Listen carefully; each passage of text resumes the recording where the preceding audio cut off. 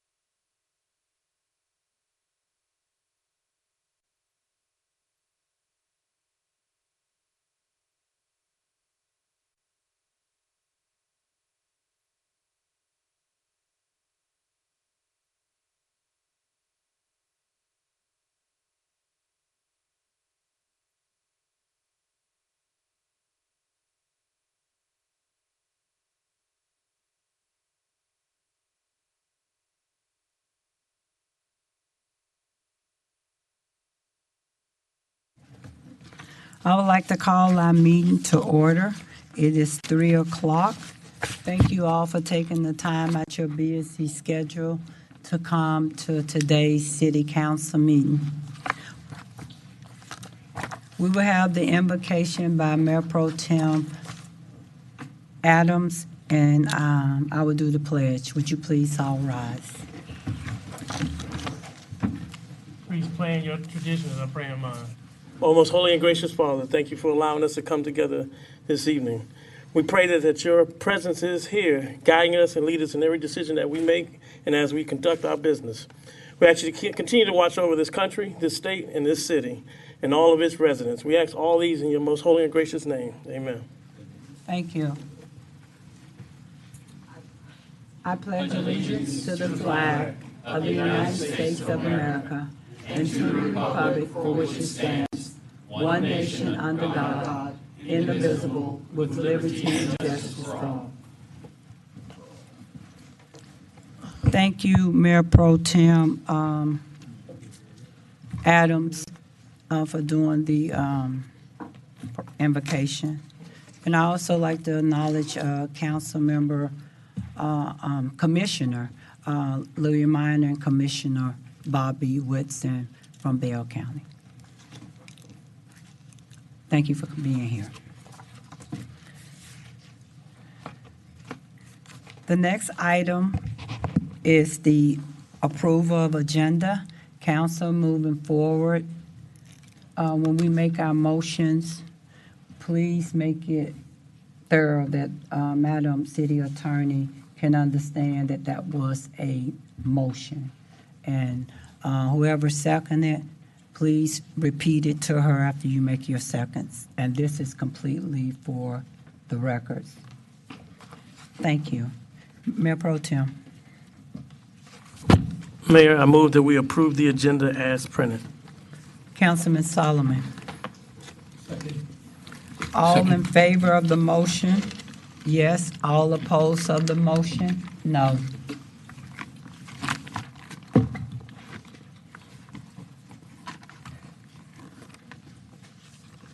Motion carries 7-0.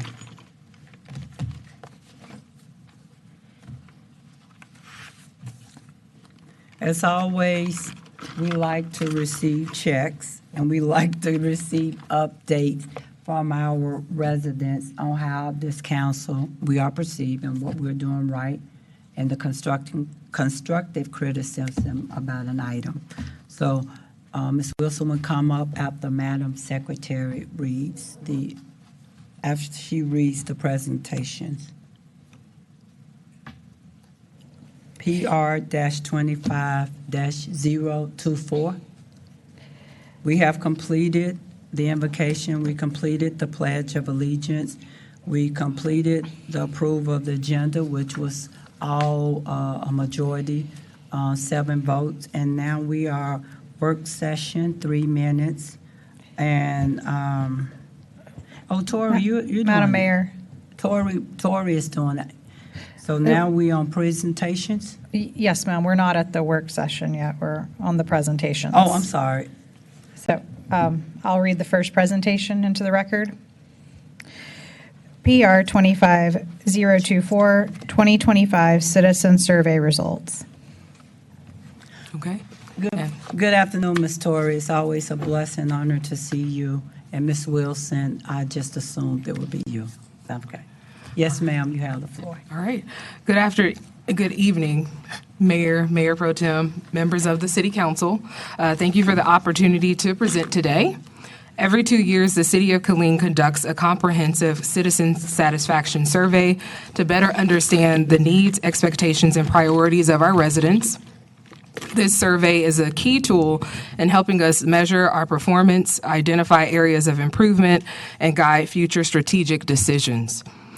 We are committed to transparency and accountability, and this report helps us ensure we stay aligned to what matters most to our community.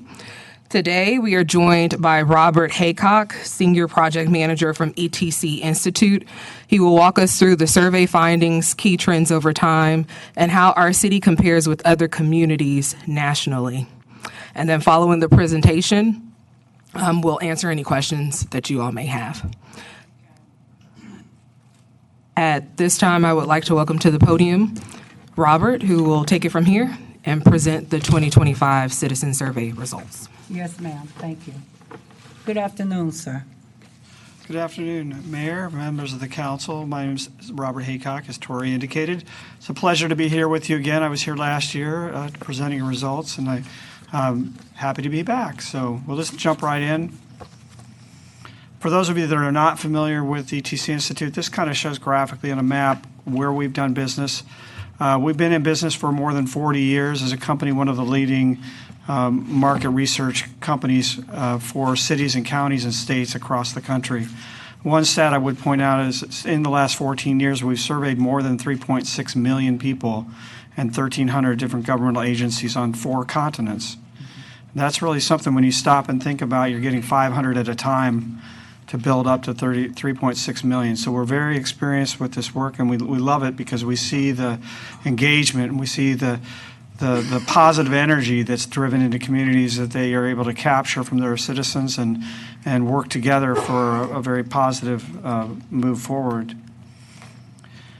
Really quickly, I'm not going to read all of these, but you can glance. I want to make sure you have an idea of the agenda today. We're going to go through these fairly quickly. We're going to start with the purpose and methodology, and we're going to end with questions at the tail end here.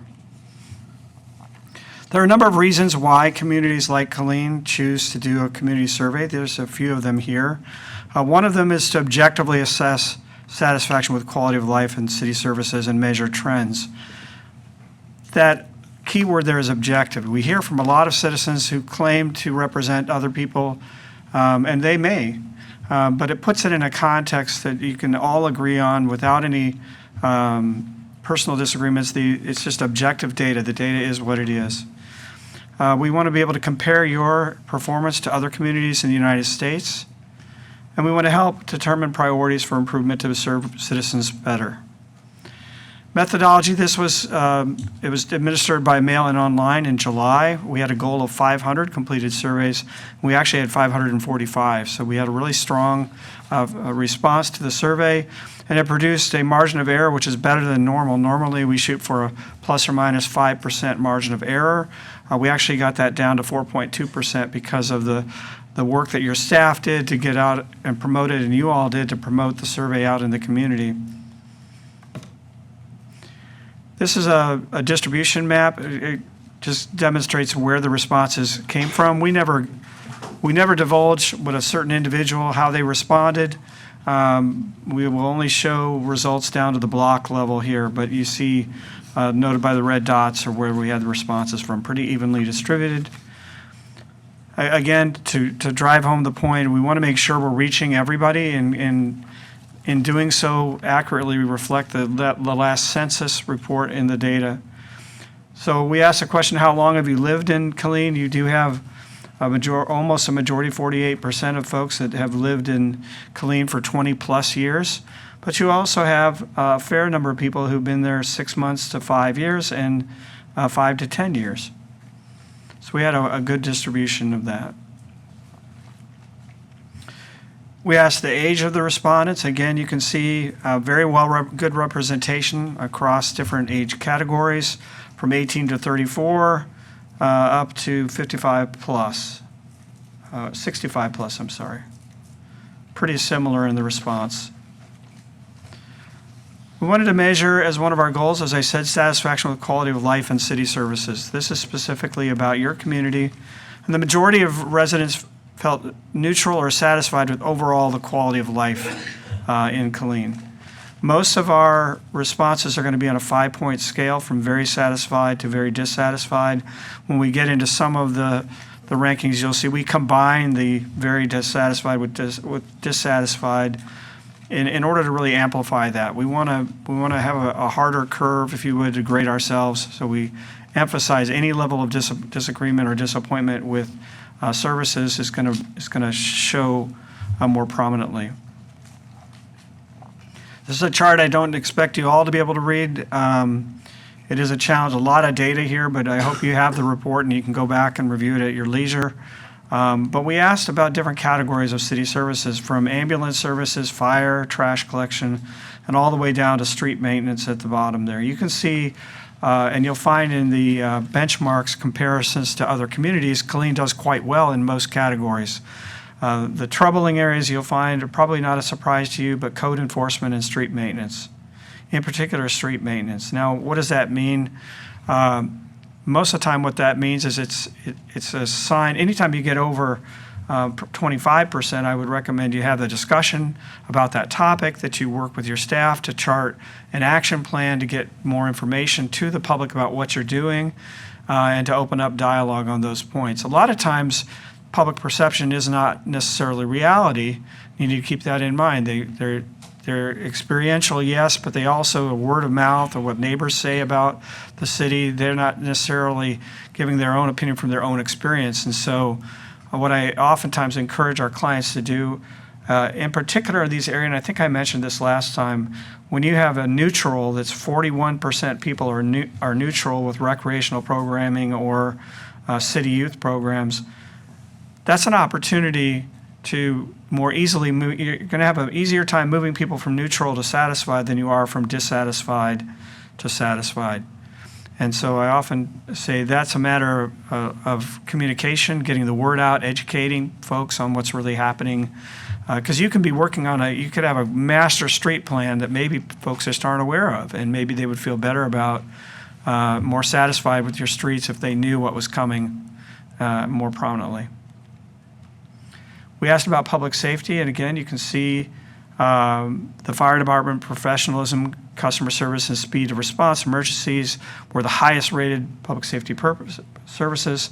Crime prevention was at the bottom with 46% dissatisfied. And again, we combined those two, as I mentioned, but still 46%, or roughly half of the public, has some level of dissatisfaction with crime prevention. Now, the question is, how much do they really know about what the chief is doing, what the department is doing with crime prevention? Again, it might be an area where you're doing a lot of things to prevent crime, but the message isn't getting out, and more education, more dialogue with the community might help address that number. But for the most part, you can see pretty good numbers here, including police department professionalism, very high ranking there with 63% saying they're satisfied or very satisfied with the professionalism of your police department. We wanted to show some trends since the last survey. We just had a sample of them here. So we had some notable increases in several categories, including police services, customer service provided by the fire department. All those areas went up. You did have some areas that went down from the last survey. So most of those dealing with parks in some way, shape, or form, except for providing an adequate forum for public input. So I'm not sure, the survey doesn't tell us exactly what's going on behind the numbers. What I recommend when something like this happens, anytime you have a 10% drop or more, that can be something that we ask more elaborate questions perhaps in the next survey to peel back that onion a little bit and give you better information about what's going on here. I had a discussion with your police chief prior. Was there an incident? Was there some major incident of crime or violence in your parks? And he said, no, there's nothing he could point to that would drive that number in the last year. So you need to kind of engage in a different way, figure out how those discussions and determine for yourselves what's happening. It's not uncommon, though, to see some swinging. It is uncommon to see it above the margin of error, 5% or so above the margin of error. Now, that said, we'll look at how Killeen compares to other communities, because I think, again, a lot of these numbers are very positive. Killeen is in the dark blue. Our Texas average is in the red hash, and the U.S. average is in yellow.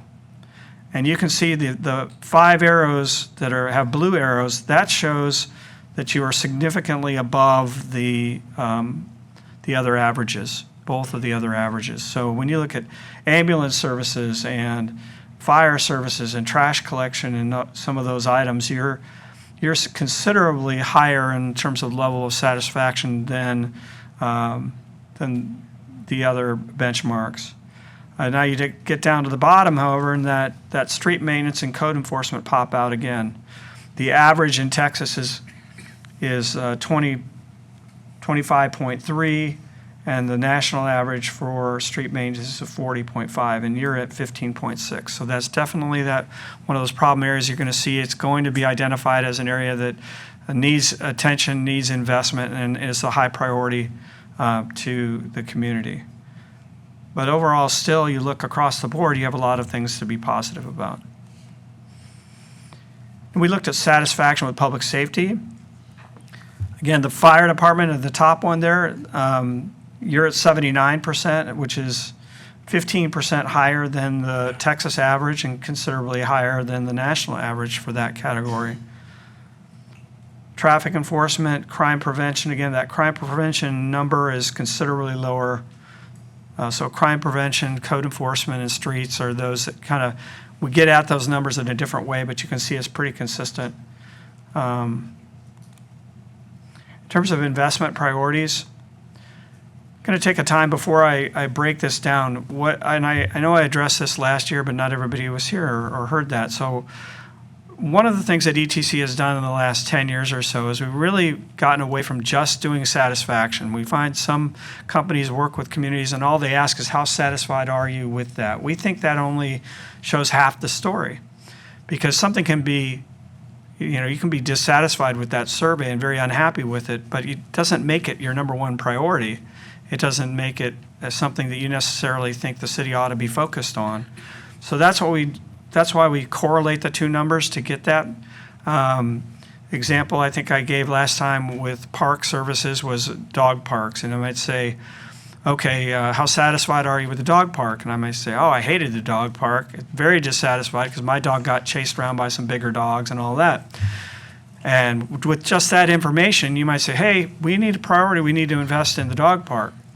But if you asked me a second question, you said, well, how important is it to you? I might say, it's the bottom of the list. I don't care about it. I'd rather you spend that money on youth programs or senior programs or different things like that within our parks. So that's why we correlate them together. And what you see here when it comes to major categories of city services, we do have 4 that jumped out as very high priorities: street maintenance, code enforcement, police services, and animal control. Those all rated very highly. And you can see street maintenance was the most important. The number one priority in these categories of these 20 different areas that we measured, street maintenance was number 1, and it was number 20 in satisfaction. So you can't get any more clear in terms of a priority being voiced by the citizens than that. It's number 1 in importance and the least satisfaction. And you can see there, just because something doesn't rise all the way to a very high priority doesn't mean that you shouldn't be focused on it either. There are a number of areas. It says city parks there, recreational programming, even ambulance services. And you might ask, well, why is that? It's the number 1 in terms of satisfaction. but it's 12 of 20 in terms of importance. That tells you there are cases when you look at this that they're happy with what they have, but they want to maintain it. The message is don't let us slide. Don't focus on so many other things that we slide backward on these programs that are doing really well. We want to make sure we maintain that high level of service. And sometimes, that's difficult to do because we want to be looking at new things. We want to be moving that proverbial needle. But clearly you can see some examples where just maintaining the high level of service you've already achieved is the priority. Now we'll look at public safety in particular. The three very high priorities were crime prevention, community policing efforts, and traffic enforcement. Also, as a high priority, police department speed of response to emergency calls.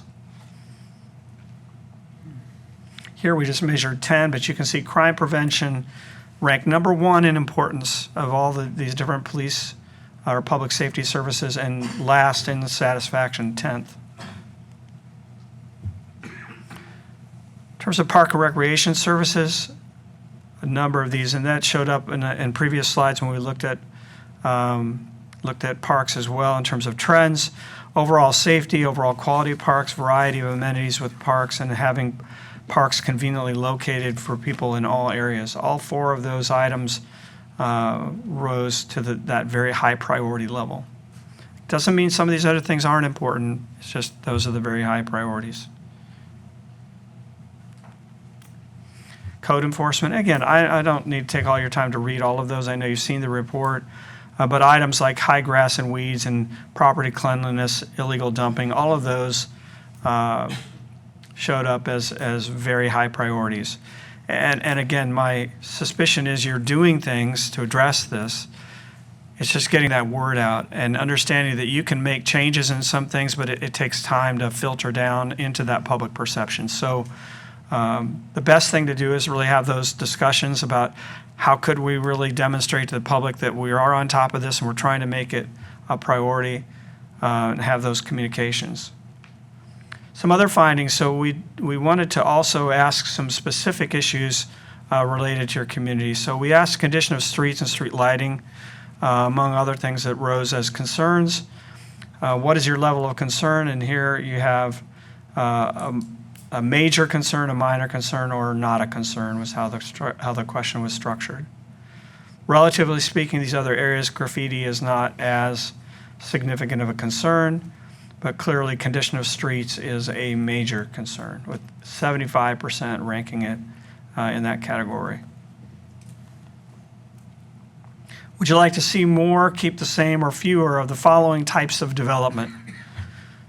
So to help guide, sometimes you're just doing the best you can as a community to address applications for different develops and things like that. You're working with your economic development partners to, chart a path, and it's good to know, well, what does the citizens really want us to pursue to help inform that discussion. Entertainment venues, major supermarkets, manufacturing and warehouses, and full menu restaurants top the list. Fast food restaurants, other multi-family dwellings, apartments, and office buildings were lower on the list.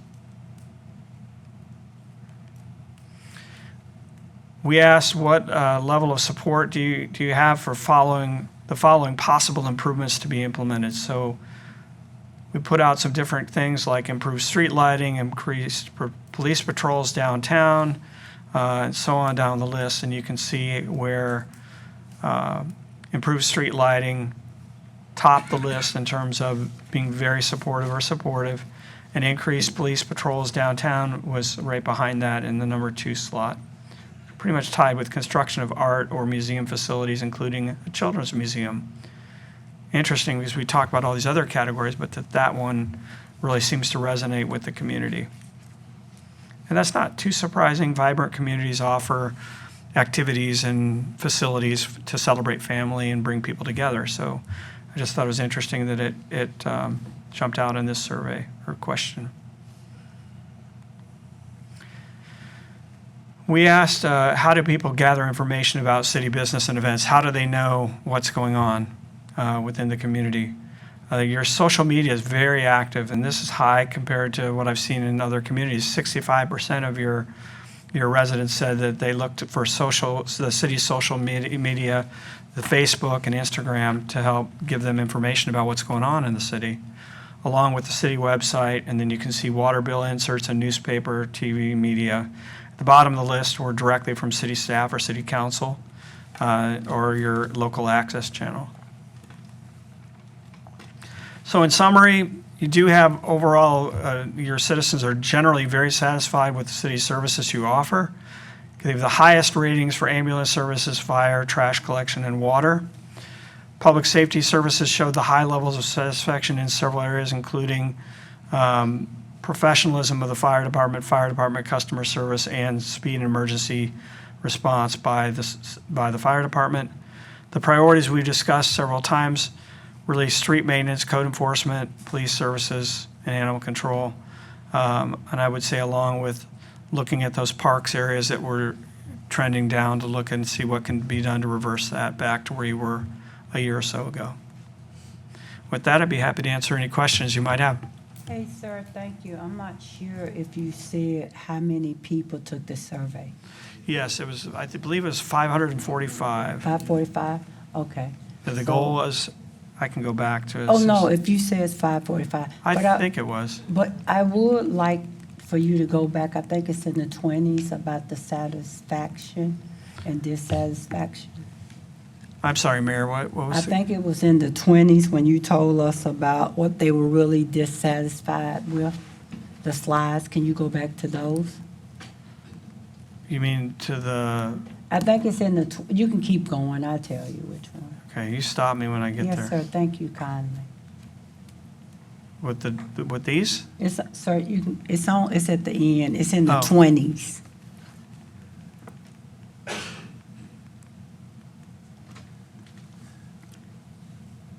Did I go too far? No, sir, I was just trying to see some. Right here, this is Okay. the one. The level of concerns.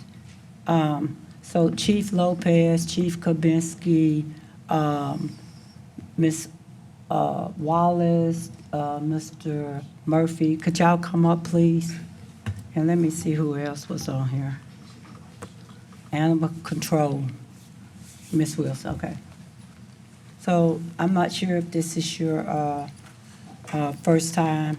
As council know, we have invested a lot in our first responders, with Chief Lopez being the first one. The only thing I can see that we need after what happened this weekend, officer getting shot, that's unacceptable because they are squat.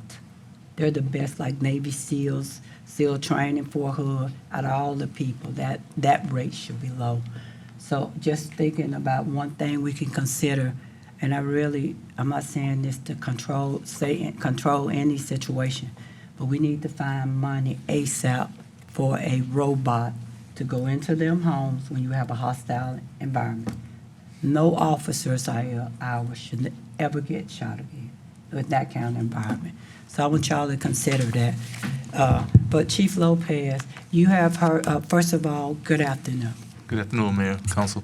Yes, sir. You had the opportunity to see things. You just got here, going on a year or two? 2.5 years in the summer. Okay, yes, sir. And I know for a fact, I can speak for the council, we have given every resource that was in our power. And I'm recommending, after what happened, a robot. That's me, you may not see it that way.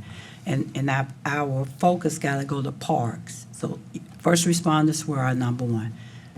And with what's going on, can you give, and one of the things they said, we don't do community engagement, and they don't understand why we do.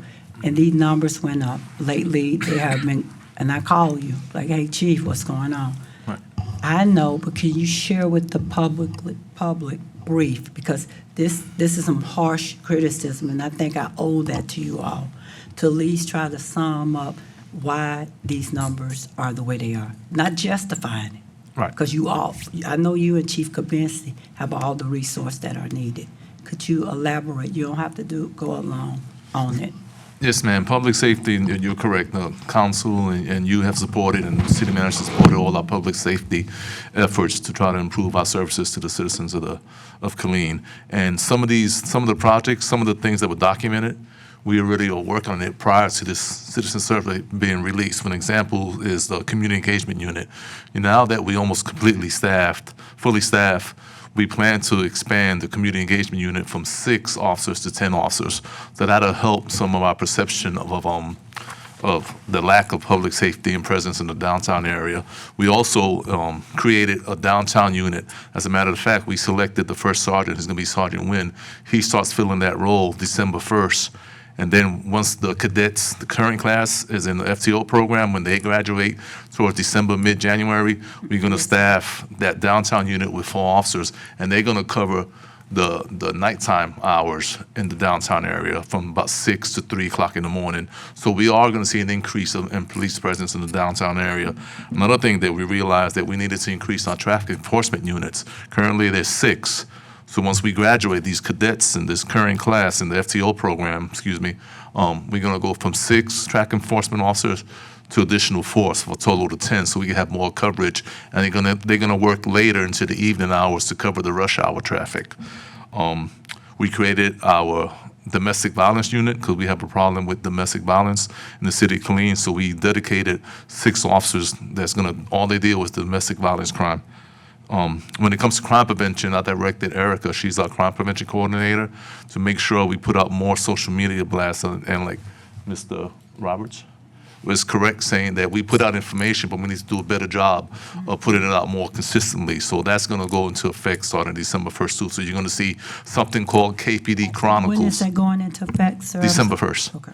You're going to see something pretty soon in the next week or so called KPD Chronicles, which highlights all the positive, proactive enforcement efforts that the City of Killeen Police Department is doing to keep our residents safe. And it's going to be targeted towards community engagement topics like crime prevention and safety, but also it's going to highlight all the guns and bad people we put in jail that people don't normally see in the newspaper. It's going to be called KPD Chronicles with a K.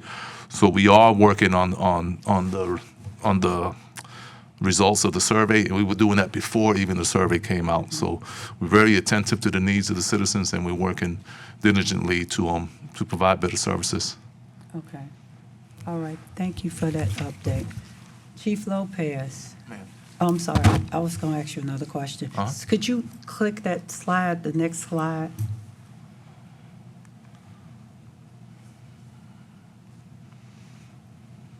Okay, I want to see, and go to the next one.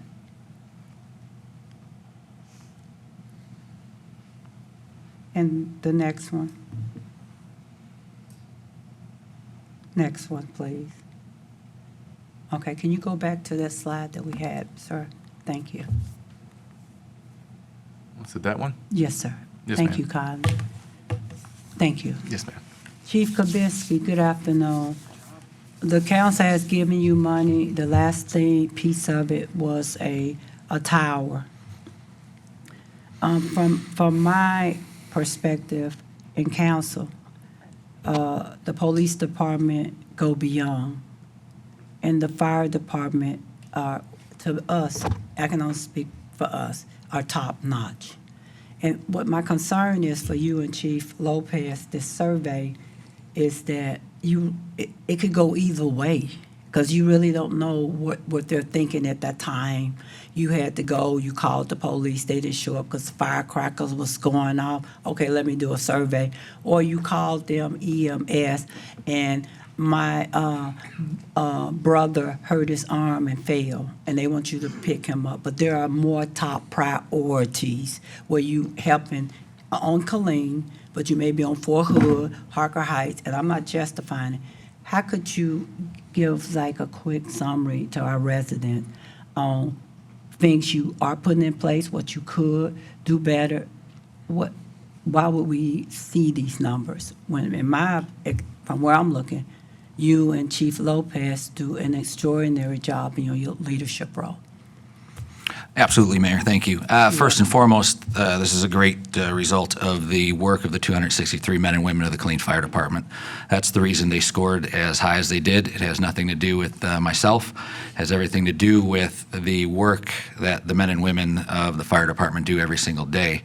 It speaks to their professionalism and their willingness and ability to tell administration what tools and equipment they need. As we get into the meeting today, you're going to find out some of the tools and equipment that we need to be able to take care of our citizens. That's how we're going to continue to remain at the top, is to continue talking to our employees, talking to our team members, and find out what it is that they need to be able to do their job effectively, efficiently, and professionally. And so regardless of where we end up in a survey, we're going to continue to come to City Council and share with you the needs that we have when we see them. Our cardiac monitors are 15 years old. 2 of them recently are decommissioned and no longer able to be even repaired. So even though we're professional, even though we're able to provide the best service, we still have those needs, and we're going to continue sharing that with Mr. Cagle, City Council, and of course you, Mayor. As those needs come up, it's all about good communication, and we're going to continue to have that good communication. Yes, sir. Equipment will have to be updated. And one of the things you didn't share, we had discussed doing a firefighter citizen academy. And Chief Kabinski has already started the paperwork because they have all that land out there. The police have it. It has to come before the council, and that's something Councilman Solomon had brought to me. I had talked to you about it when you had gotten here, but Councilman Solomon came up with some ideas and shared them with you. So I think you do an excellent job, and thank you for already, I didn't know you was already in motion of working on the fire station academy for residents. But when Councilman Solomon brought it to me, well, you did let me explain everything. Then you said, yes, ma'am, when you said it the first time. We just needed more space and people. So we do know that you will continue in every department to need more budget money, especially for vehicle equipment, because it expires. Thank you so much. Yes, ma'am. A Citizens Fire Academy has always been in the vision, but we have to have the right place to be able to do that. We now have the right place and, again, the right tools and equipment. As soon as we get our live fire training tower underway, we'll be able to tackle that community asset as well and be able to teach our citizens a very basic level of what firefighters do and be able to definitely show them what it takes to be a firefighter and share that professionalism that our firefighters show every single day. Thank you. So Chief Lopez and Chief Kabinski, thank your officers and firefighters from the council. We appreciate what you do every day. Mr. Murphy, how are you, sir? Good, ma'am. How are you? Fine. Mr. Murphy, I know you have a lot of great ideas. You just came on board. I know for a fact, and council celebrate that too, that we have done a lot for our parks and increase and done a lot of work. You saw the results. Is there anything you can add? What are you working on now to meet those needs, or what you're going to bring in to bring that number down? Well, Madam Mayor, commendable to the council as a whole to see the priority and importance of parks in our communities. Well, good afternoon, sir. Yes. Part of it is, continuing the course that we've already set with renovating and updating some of our older park features and modernizing and making them available. With the level of growth that is happening in development, the parkland dedication plays a key part to bringing on new parks. We just 6 months ago reallocated a large sum of money for development design of 4 park spaces. So you're going to see new features, new amenities coming on in the way of physical assets, but in the way of programming and reaching out and being able to engage the community even more. We are the best kept secret in Killeen. One, because our centers as they presently exist in our structures are kind of off a traffic pattern for kids. It's not necessarily walkable, friendly, or accessible without public transportation, but we're looking to bring together a lot of the nonprofit and mom and pop organizations that are working with youth and collectively put our heads together the way that we can increase programming offerings. evident of that, you've seen an increase in our youth sports over years to where we're now seeing well over 1,000 participants in our soccer, 800 participants in our youth baseball and t-ball, 800 participants in our basketball, and it keeps growing year in, year out, season in, season out. So, but not all kids are sports geared or sports centric. So Yes, we're sir. looking at bringing on new programs, and that takes the building and collaboration of all our community partners. It's enough at the table for all of us to take a part of it, and it's just getting out and bringing people to the table and having those discussions and seeing things grow from it. Yes, sir. And another thing we had discussed is about, I know you meeting with KISD. When I met with you, you offered that to all the council to tell us our concerns and how we can work better with partnerships. And KISD, we used to have a meeting with them and we worked collectively together, but we don't do that as much unless it's a need. Can you elaborate? If you cannot talk about it, but I do know it's in the works now. I can give you a brief overview. Those discussions continue to go on, ma'am. Yes, We're sir. looking at ways to be able to get access to KISD facilities to be able to use for community programming Correct, based that's what outside we of school talked hours. about. But it's an ongoing conversation. You know, the culprit that we all face is the financial crunch. Correct. You know, again, we're having to put our heads together to see how we can minimize risk and liability while being able to offer the greatest reward. So those conversations are ongoing. They're producing more fruits. One of the things we talked about is trying to incorporate our youth sports programs through the elementary schools. Correct. So there are some serious conversations going on. That in the next few months, next few years, you'll see the fruits of the labors that come out of it. Yes, sir. Well, I want to commend you on taking care of our senior citizens, and the council going to have questions, so please don't leave. But our youth, that has, way before you got here, has been a major concern because we are constantly growing. As I look at the youth population, how the numbers that was there between 11, I think 21, it was high. But thank you so much. Sir, thank you. All right, thank you. Yeah, they can ask you, you can come back up. Thank you, Mr. Murphy. Assistant City Attorney, the council had the city manager, I done Yes, ma'am. promoted you, because I'm just really spinning on some stuff I saw. The council rode around with you and the code enforcement director, and there are a lot of things that we pointed out and some things that y'all have already started. And I think in that communication perspective, you already started it, but I don't think people know that, hey, but we got to go through the courts and stuff. Can you briefly, which they do a lot of work, I still think you need to get more, but Mr. Cagle has said, or Mr. Revelle, we got to get them trained up with expectations before we bring another one. Can you just briefly say what you have in place? Yes, ma'am. I'll bring a representative up here for you. Okay. Good afternoon, sir. Good afternoon, Mayor, Council. I'm filling in for Ms. Measure this afternoon.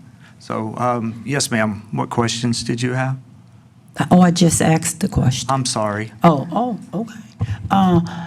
After reading the numbers and the concerns of the citizens. Yes, ma'am. Are y'all already got programs in place? If not, will you have programs in place? Yes, ma'am, I believe they are working on programs. Ms. Measure. Such as? I would have to defer to Ms. Measure. She meets with the Director of Code Enforcement. I don't attend those meetings, so I wouldn't want to speak out of turn. Okay, thank you. You're welcome. Who's next? If you Ms. had- Wilson? If you had questions regarding animal services, I'd be happy to answer on Yes, Ms. ma'am, Moore's that's behalf. on there. And house in need of repair, but he said he couldn't answer it. Trash and litter, he cannot answer it. Weeds and unmowed grass, he could not answer it. Condition of major streets, that's you next, Mr. Zager? Is he here? You're after Mrs. Wilson. Okay. And graffiti. So can you answer any of that? Related to animal services, I'd Oh, be happy no, to oh, address that. Okay. So we have a lot of complaints that on weekends, and we discussed this, that, and I don't know in detail what they complained about, that we don't have anybody on duty to come out to pick up animals. It may be hard, but I know we talked about that. Would you please tell the public how we fixed it and any other area you have seen, or what we have done to improve it? Because I don't think they know. Because I know you and the director have been working extremely hard. Yes, ma'am. So there's a lot of new programs that we're very proud of that have been implemented over the last few months, including the hiring of our part-time vet. We actually just started doing surgeries this week, which is very exciting. That's very new for Killeen, and that's been met with a lot of excitement from the community. Additionally, we've expanded our adoption events where we're working not only with local pet stores and local businesses, but we're reaching out beyond Killeen to work with additional shelters and partner with some of the county shelters as well, going as far as Austin to help adopt some of our pets. We do some animal swapping as well, where if they have maybe a dog or cat that they've had in their shelter for a long time that hasn't been adoptable in their community, and we have one who's been with us for a while, we'll swap those pets to see if maybe we can get them in front of a different audience and find them that forever home. Yes, ma'am. Additionally, we're partnering with some of our own internal city departments, not only as a morale booster to bring adoptable animals out maybe for an hour to visit with fire department or some other That'd be groups. awesome. And hopefully find some homes for those adoptable animals as well. We're also visiting the senior center on a regular basis, seeing if maybe we can find a companion for a senior that's a regular visitor. And then we're continuing to make sure that we're telling our story. I think that's something we really hadn't focused on previously and that we really need to improve on. So Animal Services actually has their own Facebook page now. Yes, ma'am. So we're sharing a lot of the pictures of our adoptable animals, some videos, posting challenges.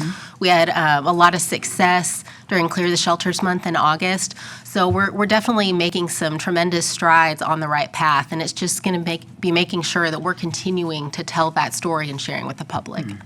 Yes, ma'am. I know we have spoken about every direct department having a Facebook to tell their page to do it, but you said we talked about that. But what I want to commend you on, it was a man, his name was Mr. Kelly. I think his last name was Brown. And the way, when I called you about that situation, because he had lost his dog and was struggling with PTSD, that animal control went beyond to ensure that, they really met that need for him because he was struggling because he had just lost. But he found the dog looked just like. So for you, tell your staff, and also for you, Mr. Murphy, your staff is everywhere doing amazing things from the council. Thank you. So thank you. Thank you. Mr. Zager, who I think is the #1 engineer in the universe. Mr. Zagers, you have worked hard. One of the things I want to say about staff, and this one more get #1, community engagement. You go beyond to inform and get input, your whole staff and team. Maintenance, we do so much. We're moving so fast because we want to please everybody. But people may not understand with maintenance that you have to wait. It takes time. The weather, it's going to rain, it's this. If we can find, this is just my recommendation, but the council will be open to ask you questions, a better way to communicate that, and that goes back to communication. Also, I'm not saying you don't, and Mr. Resto, we have given a lot of money to IT. So when I see there's a community engagement problem, that's kind of concerning to me, because this council have went in and make to ensure that. So tell us, how can we do better with street maintenance and keeping the people informed? So I think the #1 is keeping the people informed. We've been trying to reach out, trying to find other ways to really kind of inform the people how much work we're actually doing. I mean, we've got a lot of stuff out there. We have big roads that are under construction. Right now engineering's working with over $300 million worth of work. And we have the maintenance on top of it. Getting the message out, we've been looking at improving ways. We have the quarterly report. We now have an active map that people can go to the GIS page, see all the projects, what's going on, and kind of relay on that. I think as we move closer with the maintenance, since engineering's really starting to take over a lot of the maintenance, the contracts with the overlays, the pressure paves, I think getting more notice out to the public will help, and we're going to do that a little bit more this year. Last year, it was the first year we did pressure pave when we hit the residential streets. Yes, sir. So we started doing those. We overlaid, Old Florence, West Cliff, Bacon Ranch, and Little Nolan. Yes, So sir. we did those mill and overlays, but really making sure the public are aware of it. We're Yes, not sir. ignoring them. We know that Stagecoach has been a number one thorn in the side for But many some- years. They moving fast with getting to completion. They're trying. They're working Yeah, as they fast as they working hard. can. That was Today, their they've been contract. dealing with the gravel supplier on an issue, but their goal is try to get asphalt there as fast as they can, and they were trying to get it for Thanksgiving, and I think we're still shooting for that, at least on the one road. But, yeah, same with Bunny Trail, get that paved. You know, we want to get these projects finished now, get Yes, them over sir. the line, because there's others coming. But I think just, communication, getting people aware. You know, yes, there are bad roads, but, you know, there's 660 lane miles of road out there in the city that we have to maintain. And some are new to some have to be replaced. Yes, sir. It's a process, and I think just explaining it, getting our webpage up to date so people have information, that'll help us out a lot. But it also takes patience because Yes, it doesn't sir. happen overnight. Well, thank you. And I just want to say, Ms. Torrey, you have done an excellent job with putting that information. And Mrs. Wilson, some of the things I do want, this is me, and I'm going to open it up to council. We have an app where we can take a picture. A lot of residents need to see if there's a code enforcement issue, you can take a picture and you can send it to us. But we also need a tracker. When they put it in there, they need to know it didn't go to the south and west, that this is your item, give updates on where you at. So I don't know how we create that, Tori, or Ms. IT, but I could chime in on if that's a Yes, sir. C-click fix, it does do that. So if people go in there and they go to that C-click fix and they put in a complaint or they use that app, it keeps a track of not only what their item is, but also the responses by staff and where the status is. So that app that we use actually does give the public that act. They can log back in and see what it is. yes, sir, but we also know before that survey came out, there was a lot of complaints, which forced council to have to ride out to see what y'all was struggling with, what resources you need. But if we're not getting the information out constantly, I got that from the slide, even though it was 500 some people out of 160,000, everybody concerns matters. So I'm gonna open, and I want you to know that, thank you for coming up here and explaining this all to the residents, so they'll have some kind of understanding what it is. So I'm gonna go to Councilmember Sagara. Do you have anything? Well, let me ask this first. Do anybody have questions for staff? Oh, only one person? You might, okay. So just, I'm sorry. Thank you all. I was gonna say you can go take your seat, but they want to ask All questions. right, thank you, Mayor and staff. I think you guys are doing a great job, and thanks for this great presentation. I think I've sat through a couple of them in the years past, and it kind of seems that we kind of have repetition here. And because of this, I think that as council members and stuff like that, it's good to know that the number one issue is street maintenance, which is something that we definitely, as Mr. Zagers pointed out, we definitely, as a council, as citizens and all that, that's a huge priority. Is there work to be done? Yes, of course. But it's being done right now. Our streets are getting repaired. We've gotten a separate funding source.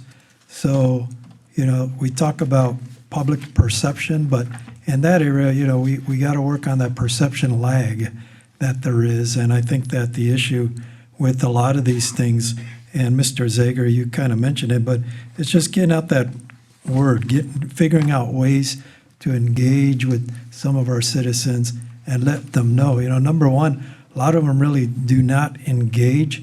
And then when they get called to do a survey, it's okay, whatever pops into my head that I thought about 2 or 3 years ago, I'm going to mention it. And nothing against that, but it's just that I think a lot of times, when you point things out that has been done, people are pleasantly surprised.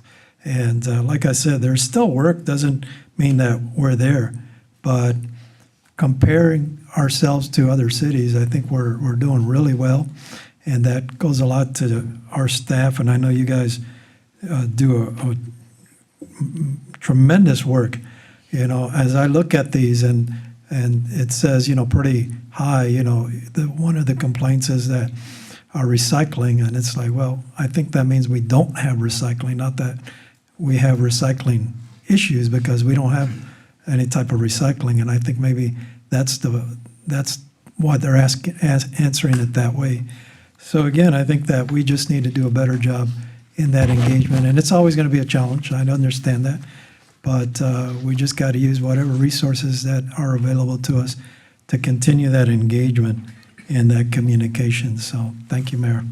Thank you, sir. But that's another thing, Mrs. Wilson, is that the recycling, they can go and turn that cardboard stuff in there. It's there. It just does not go directly to their homes. And I think the problem is we don't actually, I can't remember the questions. So how you propose a question, it goes back everything.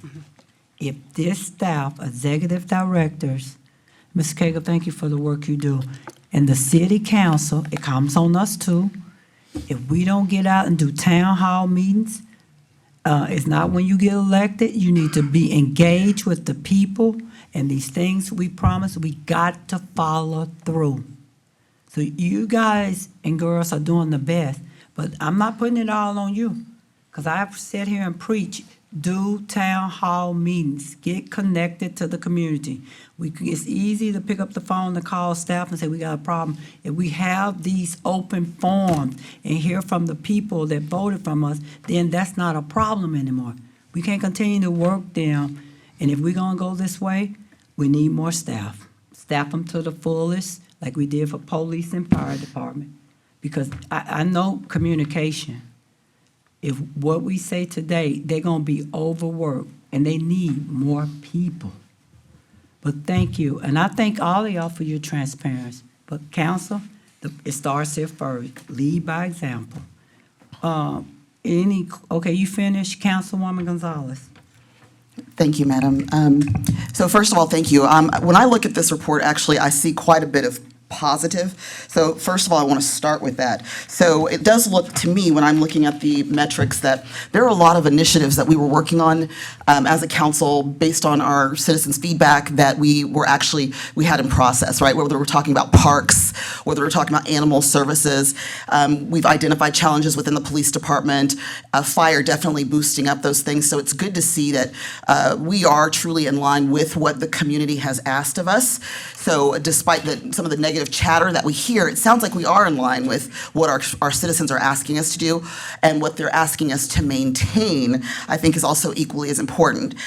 My hope is, and I want to go on the record, Mr. Cagle, I'm holding you 100% responsible for this, but I think that you need to celebrate these mega victories, and for me, that's going to be fire. So for example, if fire department is exceeding above and beyond not only the state, but also national average, this is a major win for us, right? And so we should be capitalizing on that as a city, because not only in this area with fire, there's other things that we've made national news on that's such a positive thing. And I think you spoke about controlling our narrative and telling our story. I think this definitely 100% needs to be a part of it. Going on to the KPD, for example. Now, police department, unfortunately, has a huge systemic bias, historical, social media. There's a lot of things that are amplified by social media that the police are up against. However, all of these initiatives that we needed for our community, whether it was downtown or working on improvements in the south side of town, they've been very much engaged in that. My hope is that as we continue to be more involved in that, they're showing up at these events, I'm going to reverse and challenge our community, our citizens. When you see the PD out there, allow your children to say hello. You'd be surprised how playful some of these folks are.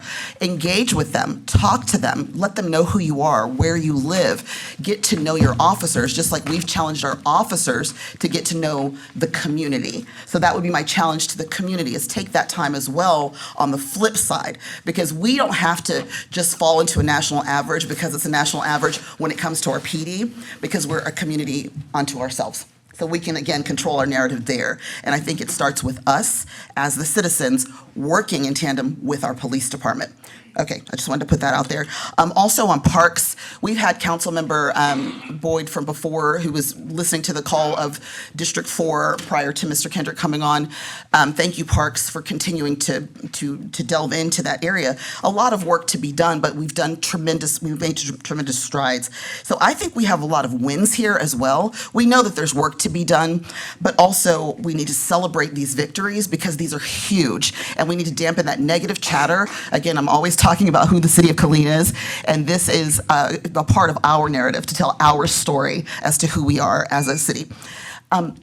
Thank you.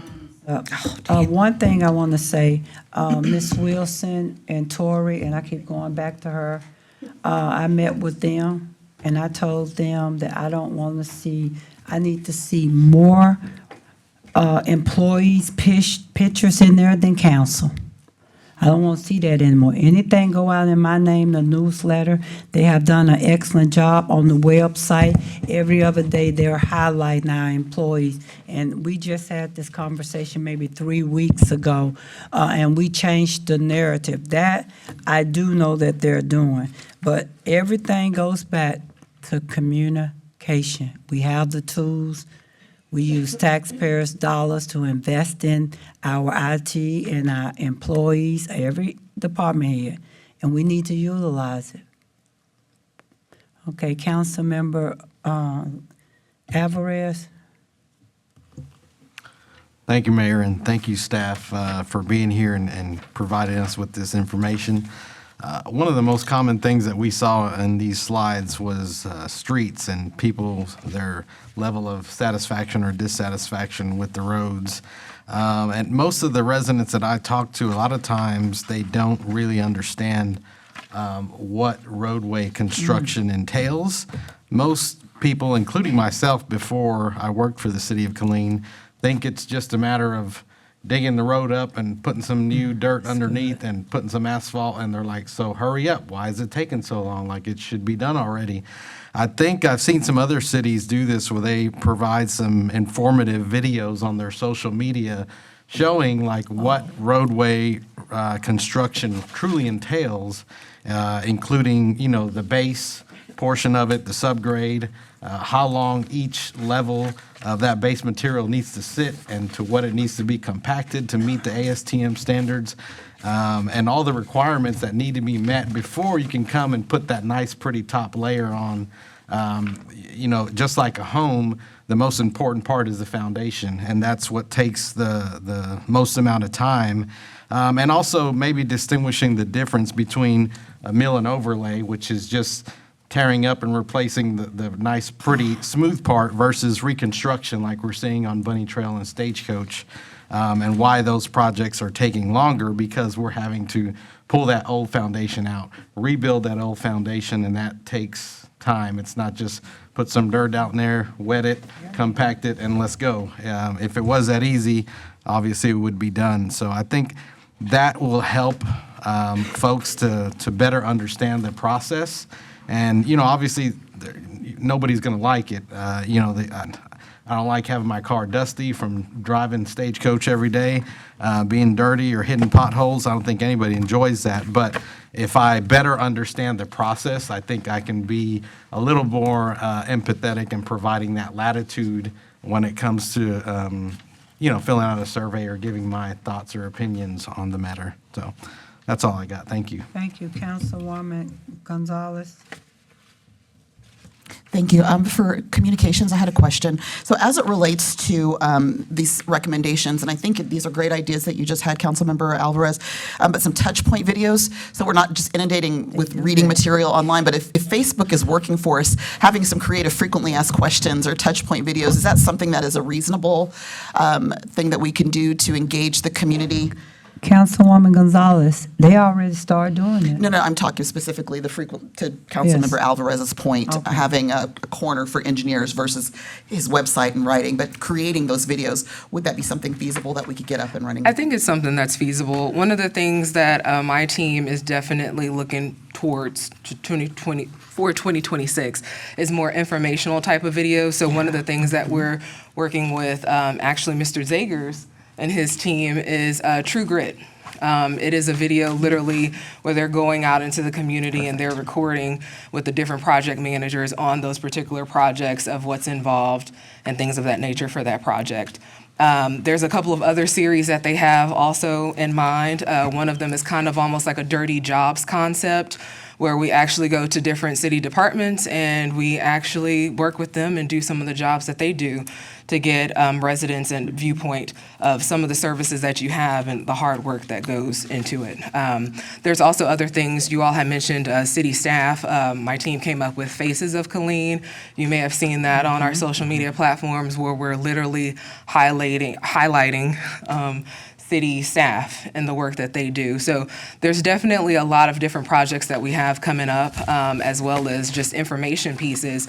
I've been meeting with a couple of churches, and a lot of them, they do not know of the resources that we offer as a city. A lot of them do not know how to necessarily even fill out a permit, things of that nature. And so there's also a communication gap there with just having resources in general that residents as well as other community groups have. So there's definitely a lot for 2026.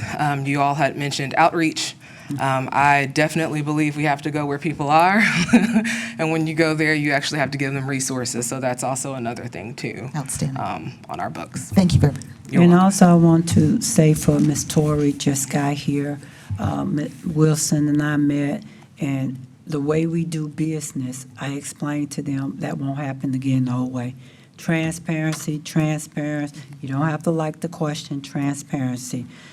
Get the council in the forefront and highlight the hard work our employees do. It's not about us. And the other thing was they did a video, and you got to keep playing them. I don't know how, like I asked you, where can we find somewhere on our website that they're constantly playing what Councilmember Alvarez and Councilwoman Gonzalez came back and say, when we did code enforcement, Brett was in it. Oh, that was so good.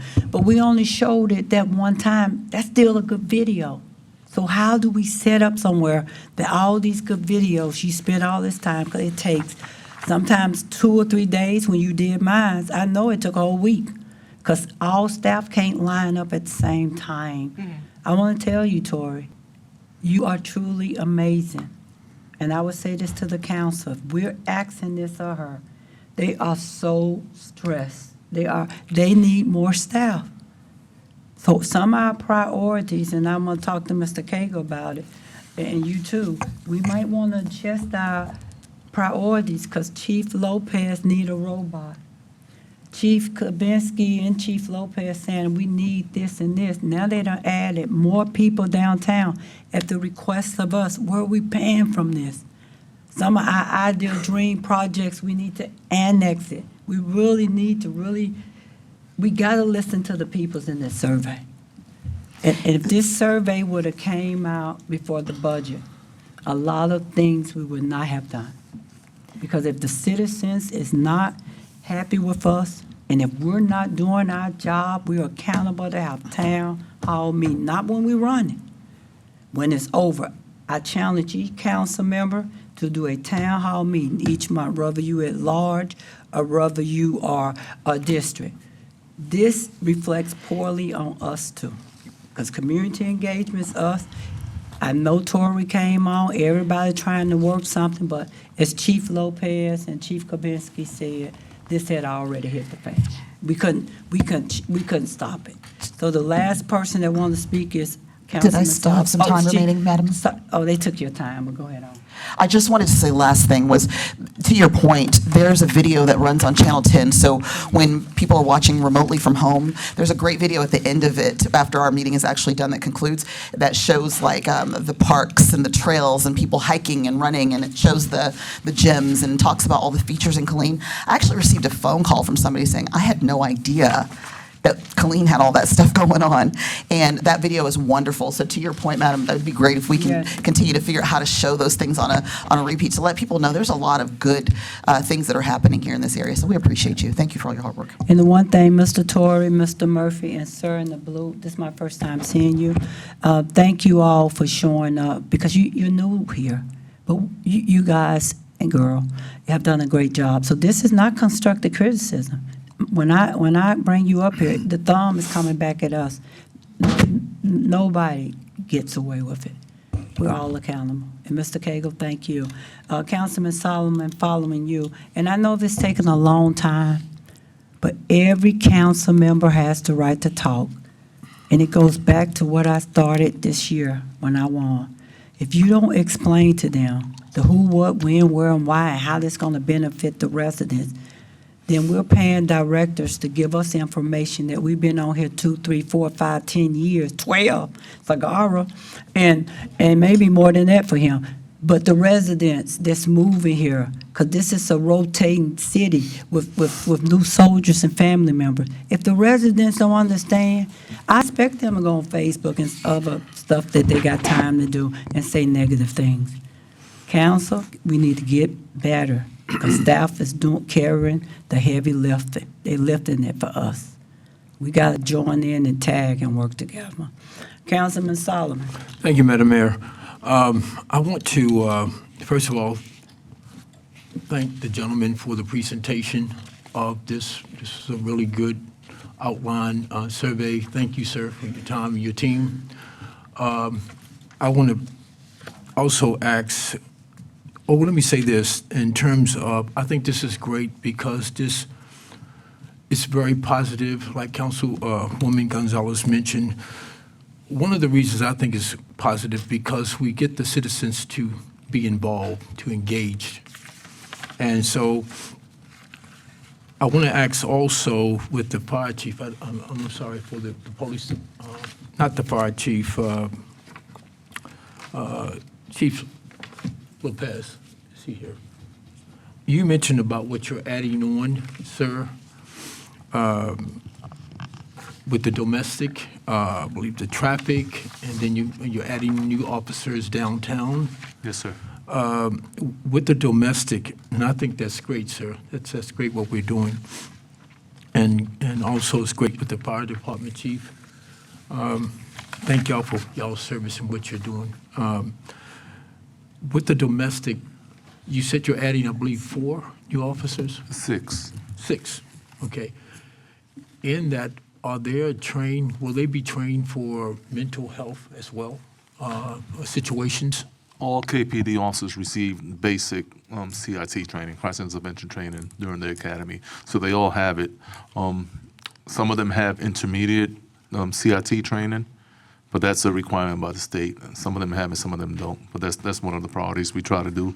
Every 4 years, TCO, which is our licensing agency, puts out the program, the curriculum that each agency is supposed to follow.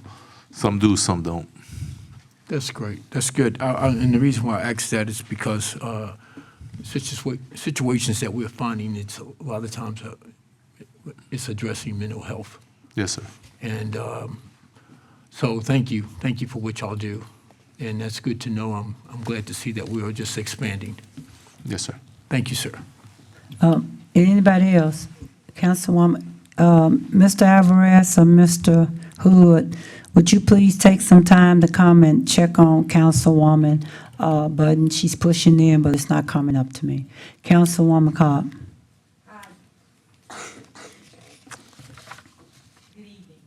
Well, we're going to go without the mic. Can you hear me? I think you guys have done an exceptional job with what you had to do. The most remarkable, when I call any department, you know I'm not going to put it on paper, you know I'm not going to do a lot of things, but I'm going to tell you to meet me there. And you've always been happily to either go before me or to go with me. Keep going with us. Keep going out to see the forces that we're coming against. Sometimes it's easy to see it on the paper, but it's hard to go out there. It's a lot of people that call with a lot of descriptions of what's going on, and that's not what's going on. We cross departments. I've crossed departments so many times. I am so thankful that you guys go out there, look at it, see what's going on, come back with the answer, and we can change what we started with. Be flexible. Thank you for being flexible. I appreciate your services. I appreciate the constituents that have to wait for those services until we find the answer. There's not a perfect answer. There's not a perfect person, but there are willing persons, and you've got to give us that time. Give us time to be willing workers to solve the problem. Thank you, thank you, thank you. I'm thanking willing workers, workers who are willing to find out what the problem is, a constituent that is willing to wait for the answer. So how about it? A willing worker, a willing constituent, what is that equal to? A job well done. Thank you. Once again, staff, I wanted you to have the opportunity to address things that I know, because I come and talk to you sometimes on a daily basis. But the residents needed to know that we are already doing this. So I challenge council, take your time. I know we had an orientation where we went to each department to see what they were doing. I challenge you every other month to go and see what they're doing, because some of the questions that were asked to them to do, they're already doing it. And stay engaged with the residents. So staff, thank you, thank you, thank you. Sir, if you would like to come up and say any closing, sir, yes, sir. Thank you, staff. Please, thank you. Thank you for cooperating. Okay, sir, we don't have any more questions. Tori, thank you once again, sir. Thank you for the presentation, but our questions was to staff, but thank you for what you do. You're very welcome. It's my Okay. pleasure to be here, Your Honor. Yes, sir. And if I might just say, it's very refreshing to see a council that is so engaged. A lot of times, the survey results are delivered, it's just, thank you, no discussion, no digestion of the data, and I can tell that you all are, to a person, very serious about wanting to provide the highest level of service. I particularly appreciated Councilwoman's comments about, I'll put it in my terms, trumpeting your successes. Cities are not good about trumpeting successes because they perceive that they'll be attacked somehow or diminished because, they're feathering their own nest. It's political purposes why they're saying these positive things. The reality is, if you don't feel comfortable talking and praising your staff as you're doing, who's going to?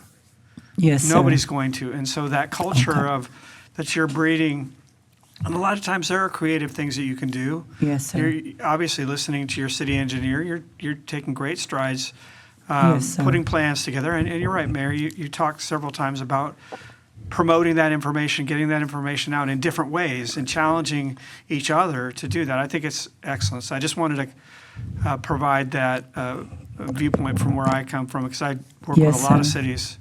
But I want to just correct one thing. When Miss Tori came on, I met with her and Miss Wilson.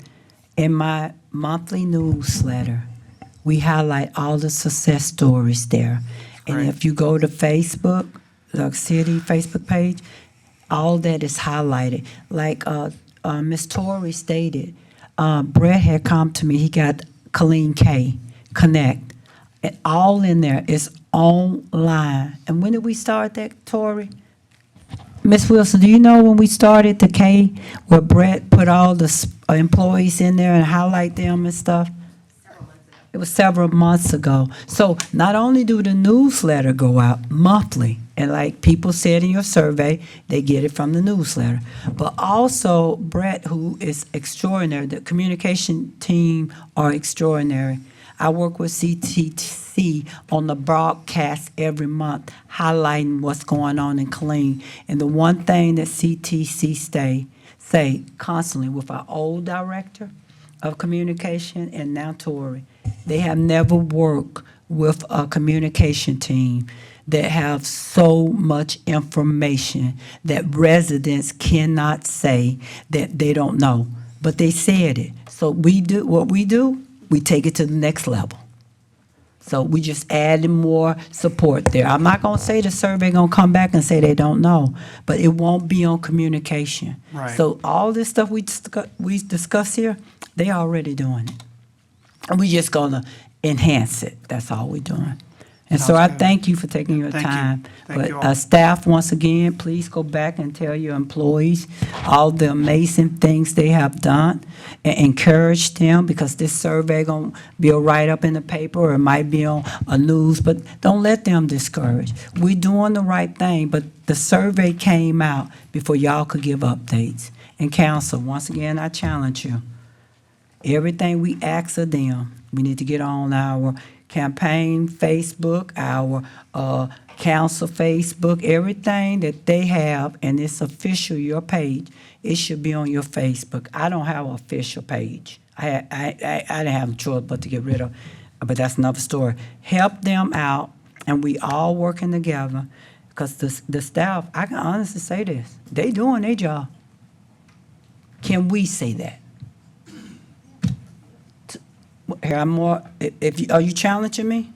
Because once you say yes, no, I'm asking you, because you got to stay on the subject, because I know how many town halls, a couple of y'all done called you on it. I don't want to make it about us, but I just said, do better. Madam Mayor, I will challenge you Yes, on ma'am. doing better, but I will also meet the standard for the constituents. Okay, then. Thank you. All right. Madam, do better, everybody, including me. Madam Secretary, I'm ready for the next item. We can't put all this on the staff. I won't. Yes, ma'am. PR 25025, check presentation. All right, Mr. Cagle. Mr. Cagle, the floor is yours. Yes, ma'am. I'd like to welcome County Commissioners Minor and Whitson, and they have a presentation for us. Thank you. Good afternoon, sirs. Sorry about speaking to you, and today I talked to Judge Blackburn, and one of the things he did tell me, because I had heard rumors that the commissioners are strongly looking to supporting Mr. Kenny Wells, but a final vote has not been decided on him being the tax appraiser committee, but the commissioner has not. I had heard rumors, and that's on the agenda. Yeah, the commissioner has not made an official vote, because I talked to Mayor Bloomquist too, and they haven't made an official vote, but they are strongly leaning to him. But I called Judge Blackburn to confirm that. Was that he went back and looked at his notes, and the majority of the commissioner said yes. Y'all just have to have a meeting to say that you would get Kenny Wells, and if we get him, we will have for the first time a representative for 160,000 people. So I want to commend you on that before, but that's on the agenda, so I can talk about it. All right, sir, the floor is Right, yours. no, I Commissioner think- Meyer. I think that was our- Mr. Cagle, are you coming up, sir? You I think got that was our something to say? only nomination that we talked about. The first presentation I'd like to give to y'all is a check for $50,000. That was due to a tax abatement agreement that the county negotiated with a solar farm that's coming just outside of the city of Killeen, almost an 800-acre solar farm. The Commissioners Court did not want to get into the electrical vehicle charging station business at that time. So we entered into MOU, ILA with the city of Killeen, because I believe there is interest of bringing that to the city of Killeen. So I'd like to give this Wait, to. excuse me, sir. I would like to see the other commissioner have something to say, please. So you have some, okay, council, would you like to say anything? Because I know it was an initiative from somebody up here for those charges. It was all of us. So first of all, council want to say thank you. And how much is the check? This one's for $50,000. Oh, we just don't, make sure it be in the mail now. Don't be giving us that paper. We need the money. Thank you for that. What's Right, that? and then I'll turn it Okay. over to Commissioner Whitson for the second Thank you. presentation. Good afternoon, Commissioner Woodson. How are you doing, sir? I'm doing well, thank you, ma'am. We've known each other long enough, you can call I me Bobby. know, I'm we not talk offended in about the least. scripture and the word of God, so, but I gotta be professional here. Sir, the floor is yours. Yes, ma'am. Thank you. And thank you, council. Appreciate all of you. I know most of you personally. Mr. Kendrick and I haven't got to know each other very well. You've just started. But just here to tell y'all that we appreciate the work that we get to do with the city of Killeen, from the Commissioners Court, all of us there, and working together to make this community better. Killeen is our largest city in the county, and a lot of people don't realize there are actually 3 commissioners that have a portion of Killeen. That's Precinct 1, Russell Snyder, myself in Precinct 2, and then Commissioner Minor in Precinct 4. And then you have a county judge that covers the whole county. So you really have 4 advocates on that county, on the county seat, because we're all involved in Killeen somehow. And I will also tell you that Precinct 3, that's all the way over on the east side in Temple, certainly has a vested interest in Killeen as well, because Killeen and Temple and all of our cities are important to us, and we work together regionally. Those of you, Councilman Adams and I sit on K-Tempo together. And Solomon. A couple of others of you are on the board. And we sit together on Yes, Central ma'am. Texas Council of Government. Central Texas Council of With Governments, a lot of us. Councilmember, So there are a lot of partnerships between the county and the city, and we cherish those. The county's mission statement is: the government of Bell County, Texas exists to promote and sustain a superior quality of life in Central Texas. In partnership with our communities and citizens, we pledge to deliver cost-effective services in a personal, responsive, and innovative manner. That partnership with our communities and citizens is core to all of that. If we don't do that, then what are we doing this for? So happy to be here today with Commissioner Minor. There's been some talk this morning. If you read the Temple papers, they like to talk a lot about Killeen, and sometimes We are loved. so, yeah, we all love each other, no doubt. But this Commissioners Court has worked together to provide, since 2019, these funds for Chaparral Road to get started. Commissioner Minor came along a little bit later, but he is just as committed to making sure that we get Chaparral Road taken care of with the city. And so we're not trying to divide here. We're trying to build and work together to make sure that we can get things done for the citizens that live in our communities. And I applaud Commissioner Minor. He does a little better job at publicizing than some of us do. And to the things y'all are talking about today, maybe we need to do better as commissioners to do that too. Take the lead from Commissioner Minor as well. But we are here today because we are presenting a check that has been put aside for the development of Chaparral Road since 2019, when Commissioner Driver, who represented the Precinct 4 group, the judge also elected that year, and myself elected that year. All 3 of us ran on the fact that Chaparral Road needed to be redeveloped, and South Killeen was a priority for us. I can also tell you with 100% certainty that the other commissioners and the other precincts on the east side of the county have also been 100% behind this. So as a commissioner's court, it pleases both of us to be here today to present this check for $3 million, which to a lot of people is going to sound like a lot of money. It's not. In the development of Chaparral, it's a drop in the bucket. We understand that. I think you understand that. This was roughly about 15% of what we thought the total project was going to cost us in 2019. COVID changed our lives in a lot of ways.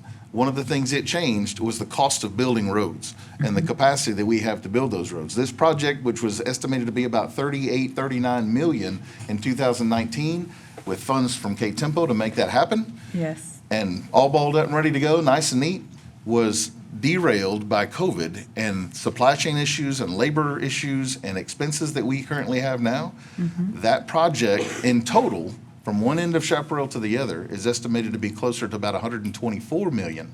That has significantly increased. So we understand that our work and your work to get this road done is a very heavy lift compared to what we thought we started with. Yes, sir. To the point where Councilman Adams and I and the rest of us on K-Tempo have been working Councilman Solomon. phase this into 4 phases now, so that we can start with 195 to the high school, which is priority 1. That by itself is $38 million today. And we've still got a couple of years before we get all the federal issues taken care of, because this is federal money. Our engineer, Mr. Zager, done Yes, sir. a Extraordinary fabulous job job. trying to get all this put together. Again, can't stress enough how heavy a lift this is and how proud we are to help. But we're not done yet, and we got a lot of work Right. left to do. So I'm not going to take up any more of your time. Well, You guys got a Councilman long meeting. Whitson, Commissioner Whitson, first I want to thank you for really giving former Commissioner John Driver his props. Louis, you up there, you benefited from what Mr. Driver and Commissioner Whitson and Judge Blackburn put in place. So you came in at the right time.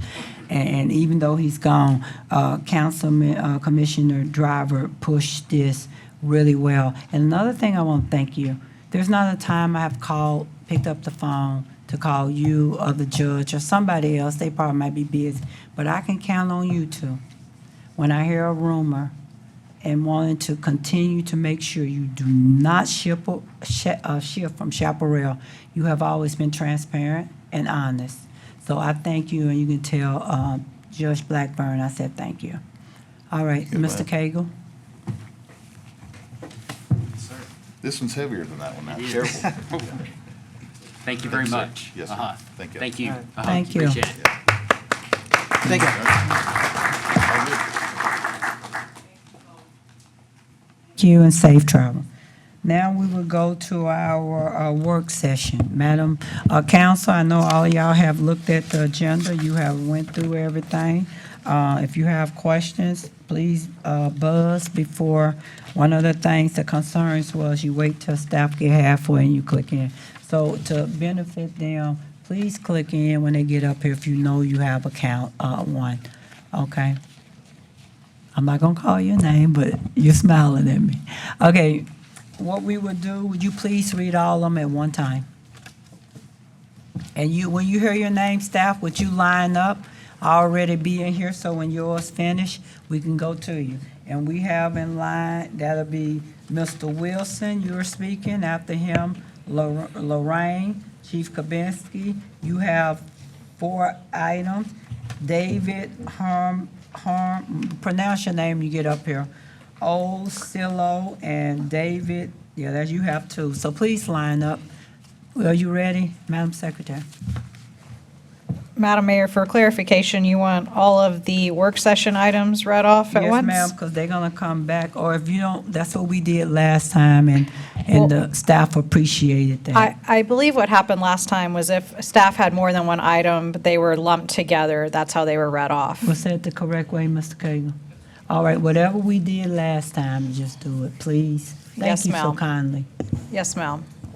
I'll start with the minutes. Yes, ma'am.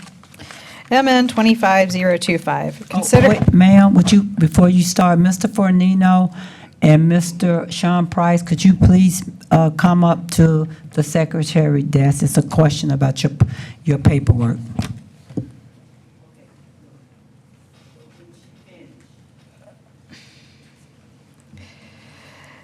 Okay, we're ready? Yes, ma'am. MN 25025. Consider minutes of regular city council meeting of September 16th, 2025. MN 25026. Consider minutes of special city council meeting of September 16th, 2025. MN 25027. Consider minutes of regular city council meeting of October 7th, 2025. RS 25176. Consider a memorandum resolution awarding RFP 2601 parking lot management for Killeen Regional Airport to Premium Parking Service LLC for a parking lot operator service agreement.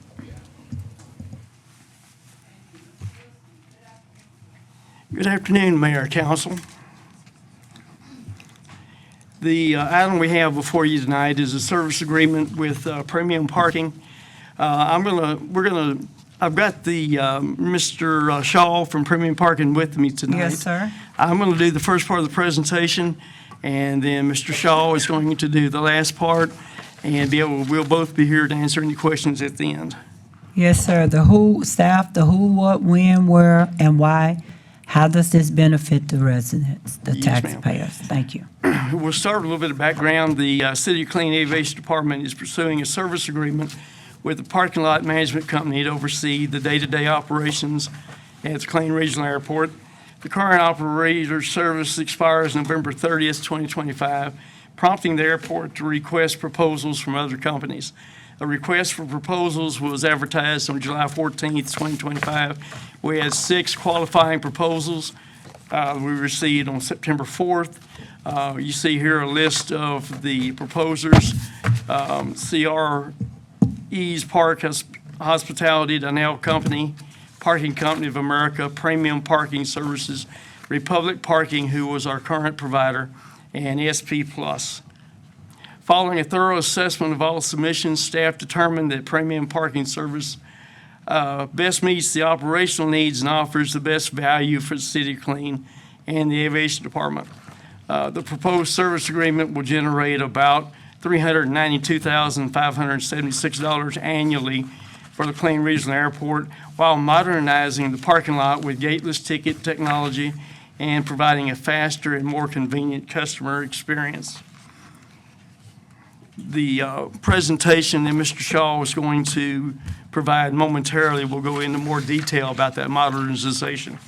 The better value proposition is this was the proposition that gave us the most, a better value, a better dollar value, plus saved us some money in the long run.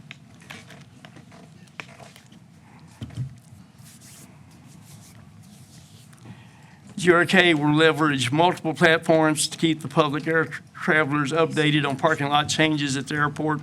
As was just previously discussed, communication is going to be a big part of this. We've already began the preliminary meetings with Tori and her team. We'll be using Facebook, the GRK website, various media outlets. Staff from both GRK and Premium Parking will be available in the transition to address questions and concerns regarding the parking changes. Customer service and payment options, there'll be on-site assistance. Premium Parking will have a supervisor available to assist customers in person. 24/7 phone support. Premium has a dedicated phone number available to live operator assistance 24/7. Additionally, our Airport Operations Center is staffed 24/7 to provide additional support as needed. Payment options. Kiosks will be available both outside and inside the airport for customers who prefer not to use their phones for parking payment options. And of course, our recommendation is that the council approve a parking lot operator service agreement with Premium Parking and authorize the city manager designate to execute same, as well as all addendums and lease actions to the agreement, including termination and to the extent allowed by state and local law. And then I'd like to ask Mr. Shaw to come up and finish the presentation. Good afternoon, Mayor, Council. Thank you for the opportunity to present. I'm going to give a little bit of an overview of what the customer is going to see as a change in the parking operations at the airport.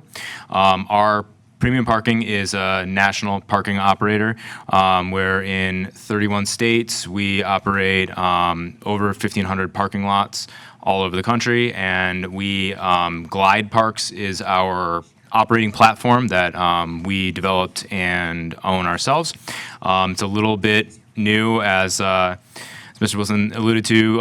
It's a gateless operation, which is great for reducing the cost of the operation, future-proofing, and it's a big improvement to the customer experience. So I'm going to go a little bit into how that works from the customer side. We think that gateless parking is the best solution for today and for the future.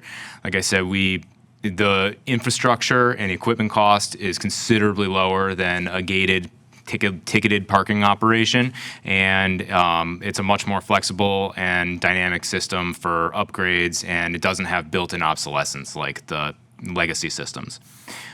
Think on-street parking.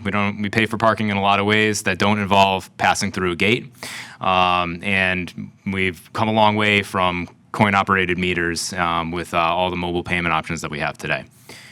So, an overview: Glide Parks is a cloud-based system that eliminates the need for paper tickets, parking gates, and handheld equipment. It can control all aspects of the operation, combining best practices with modern parking trends into one system. Free flow parking is what we call it. There's no need for gates or tickets.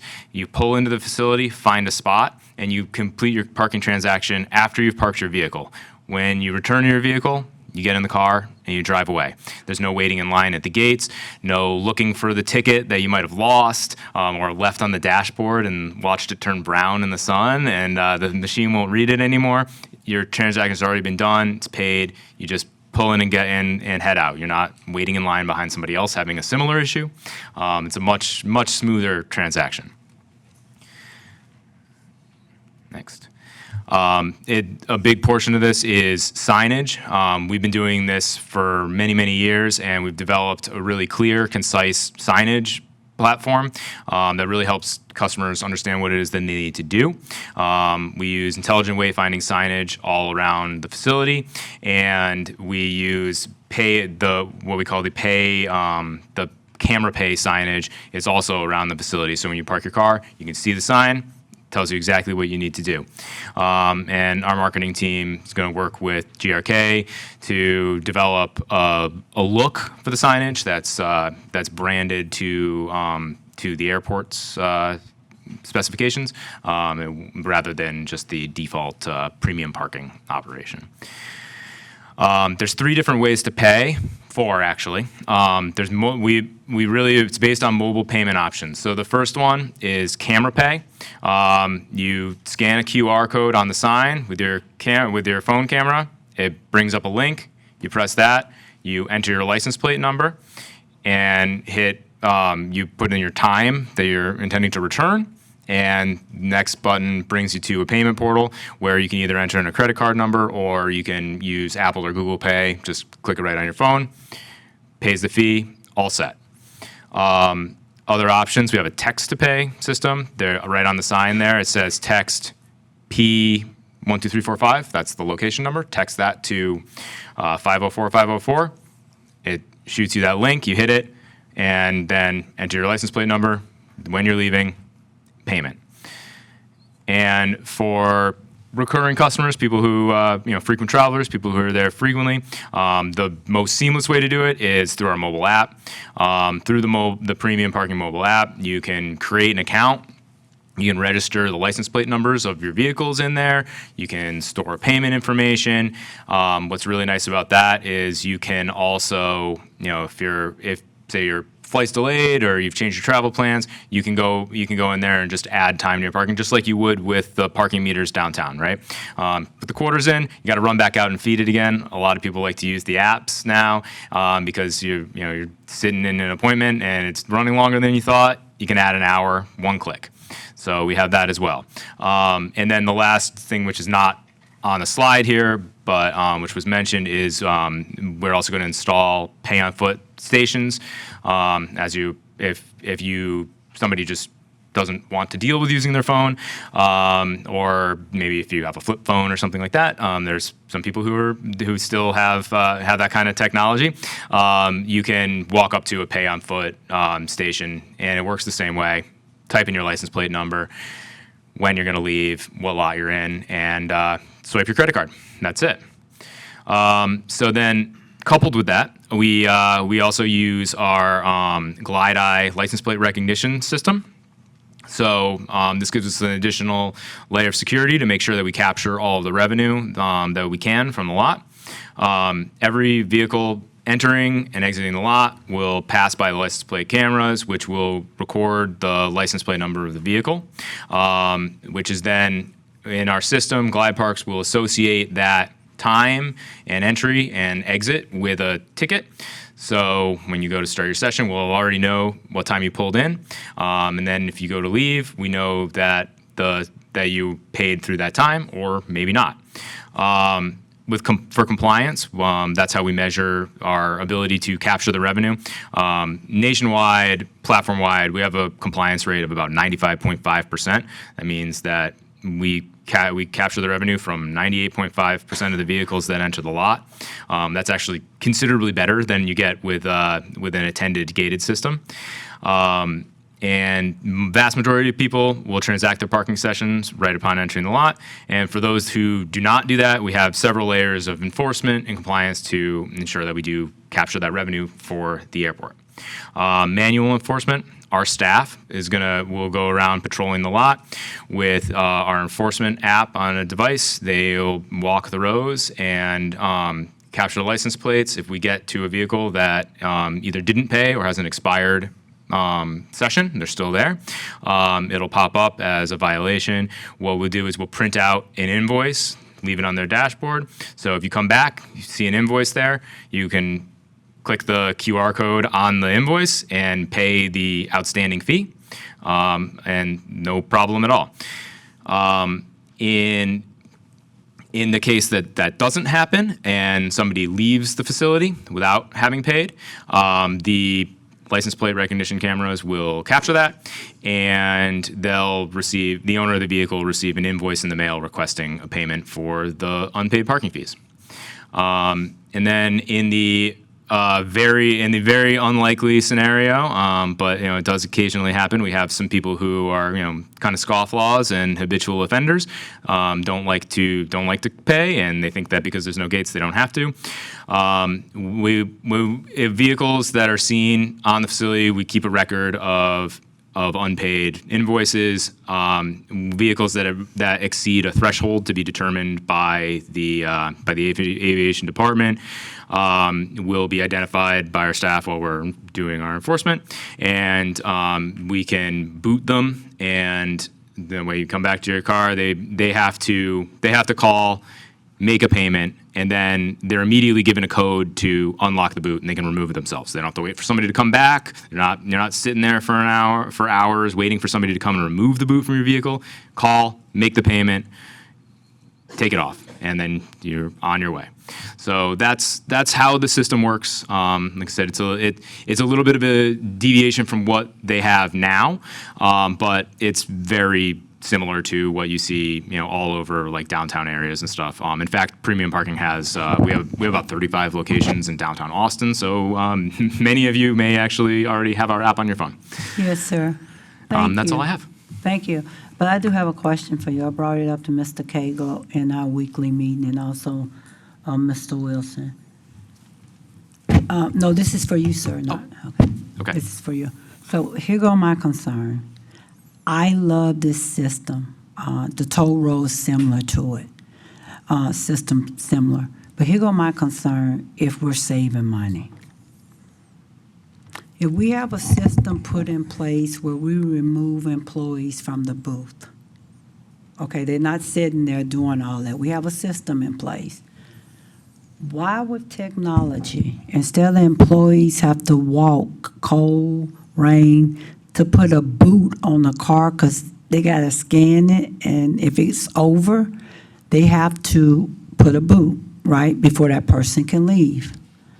Why the system? When they first come in, they already been scanned. Why the system cannot update when they go over a certain time? If they Because I don't understand if I bring my car and I park it out there. And what I'm understanding, I can leave it as long as I want, that when it's time for me to leave, I have to pay my bill. Am I right? Well, you would come in, you would put in your time that you're expecting to return from your flight. Right. And you would pay that time. If you stay over, you would find a ticket on the car, an invoice. I understood that, but why we just cannot move that out the way, let them scan it, and whenever they leave, they pay it. It shouldn't be if they go over, I gotta look at my app, because I'm gonna be late. And what I'm looking at is customer service friendly. And this council can attest, we are scheduled for a flight after a conference. And when that plane is delayed, this is my only concern. If it's 2 hours, 6 hours, or they put us in a hotel overnight, that resident or that customer has totally missed their time. Because most of us, I can only speak, I like real scenarios. I don't like hypothetical. It doesn't work for me. When I'm frustrated and they say I got to catch a cab, I haven't eaten, everything closed, I got to go to a hotel. This app, it's not. First thing, it's my safety because I got to be in an area I don't know. Second of all, I will eat. These are things that, especially you got kids traveling. How do we make this more customer service friendly? Because they will forget and they will have to pay. How do we justify it? Mr. Wilson, you, if you know a flight is being delayed, and they done told you American Airlines gonna be 6 hours, we need to stop that time on them there, because there's nothing they can do. That's a concern. If they go over the time, no fault of their own, what do we do? Well, I mean, currently your car is parked there for however long it's parked there, and when you leave, you pay the amount that's due for the time that you were parked there. It doesn't matter when you were supposed to come back. It's just how long you utilize the facility. And again, we don't. Did you understand my if you're a question? couple hours delayed, the way the parking rates at the airport work, it's a daily rate. So if you get back a few hours later than you expected, there's no issue. And if it's a few days later, if you wanna add your additional day of parking on the app ahead of time, you can. If not, when you come back, there's just a note on your car that says you owe one more day of parking. You click it and pay. I love the system. Everything Mr. Wilson and staff have brought to us have always been in the spirit of excellence. But if that's the case, and that's what you said, it's not like I hadn't talked to Mr. Cagle, he drilled it to me. In that case, Mr. Wilson, it goes back to the survey. How do we communicate that effectively? This new system that we're putting in place, that when residents see this, how do the boot? Because they're going to say, why the boot? We need to break it down on the lowest level that they understand. This is what could increase your fee. I'm just curious, and Mr. Cagle, I'm going to get to you. Okay. Well, just to try to reiterate what Mr. Shaw was saying, as far as the late arrivals are currently now, if you come in late, you still have to pay extra. You pay for the time you're in there. That's the way we've always operated. If that's something we want to change, we could do that. As far as the customer service, we're always looking at ways to improve. And the system now, we had a meeting earlier today. We're giving you an overview of the system. There's a lot of ways we can program the system to address some of the issues that you brought up. Thank you. And I didn't know that. some of the things, we don't have them in stone. There's some things it won't do. But we talked about the DVs. We talked about a lot of the different issues that we deal with here that a lot of folks don't. And we can sit down and we can work some of those out. We haven't had those conversations yet because until you guys vote, we don't have an agreement with them. But those will be addressed and looked at. And the other thing that I mentioned is we did our due diligence. We checked with a lot of different places that use their system and systems similar to theirs. In fact, San Antonio uses a system that's similar at their airport. But we checked with Alexandria, Louisiana, which is very similar to us in demographics, military town, a lot of elderly populations. And they've been using their system now for several years, and they couldn't say enough good things about it. They've not had any issues. In fact, according to the director there, their airport revenue is going up about 15%, based primarily just off the fact that this system works better than the old system they had before. Well, Mr. Wilson, I have no doubt this is an excellent system. But the one thing I can say about aviation, customer service has always been at the highest level. And with a new system comes challenges for our residents. People are concerned about AI technology. What I really wanted was, I love the system. I want it.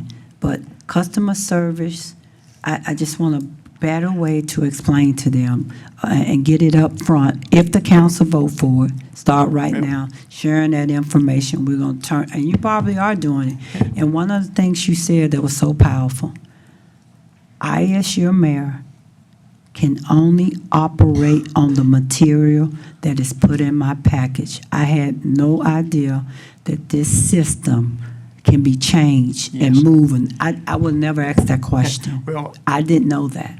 So I'm only basing my question on a survey that we just received about we have community engagement, customer service. That was it. And I apologize, sir. I didn't know you could do it. No need to apologize, Mayor. And I'll assure you, there's probably not a person in this building that's any less tech savvy than me.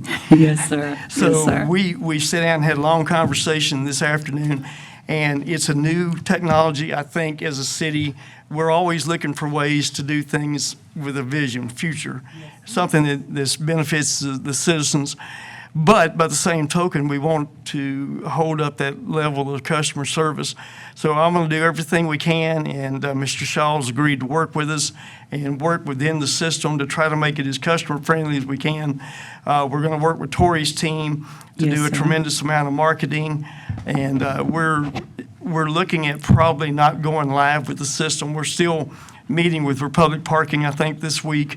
We're probably not going to go live until maybe about the middle of January, to give us time to make sure we got the bugs worked out, get Yes, everything yes, put in sir. place, get it out there in the media, and do the things we need to do so that we just don't spring something new on the citizens right off the gate. Thank you, Mr. Wilson. I'm 100% the program, and thank you for adding that other stuff. Yes, ma'am. All right, Council Mayor Pro Tem. Thanks, Mayor. First question, I think I've had your app before. Can you reserve parking spaces through this app? I've seen that in I think some of your other locations. I Yes, think you do. yes, you can make advanced reservations Okay. through the app. And then the other question is, will it take consideration that we have individuals who are disabled vets or handicapped that don't pay for parking at the airport in certain places, and all that is captured? Yes, absolutely. That's very much part of the plan, and like you said, that's something that we already do at Alexandria. Yeah. Very similar demographic. Hey, I've used the app before. I just wanted to make sure you put that out there for everybody could hear that as well. Yes. Thank you. Councilmember Sagara. All right, thank you, Mayor.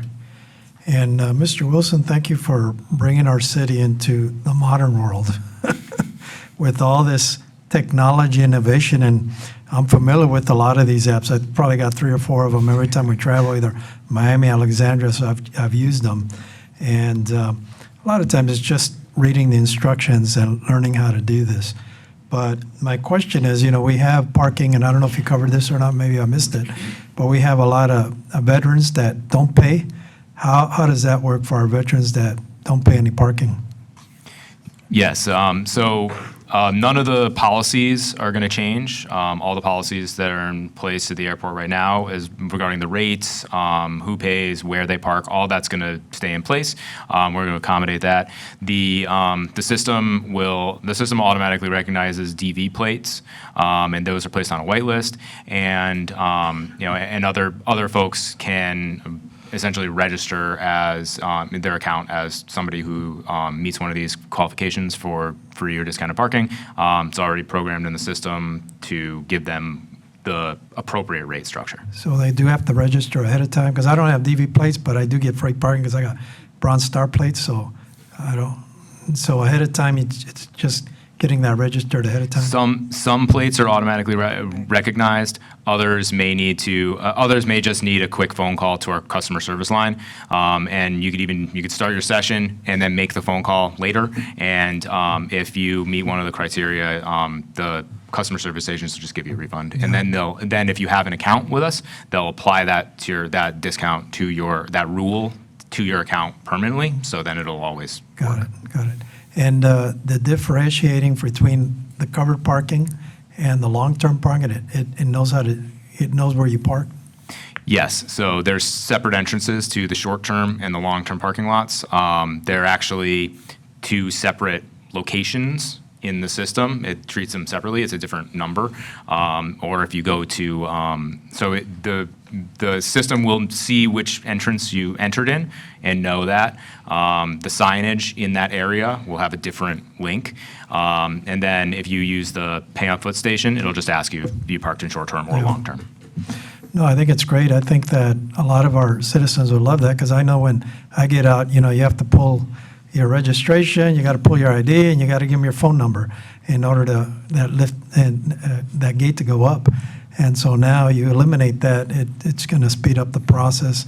But my thing is just letting people know, hey, this is what you got to do.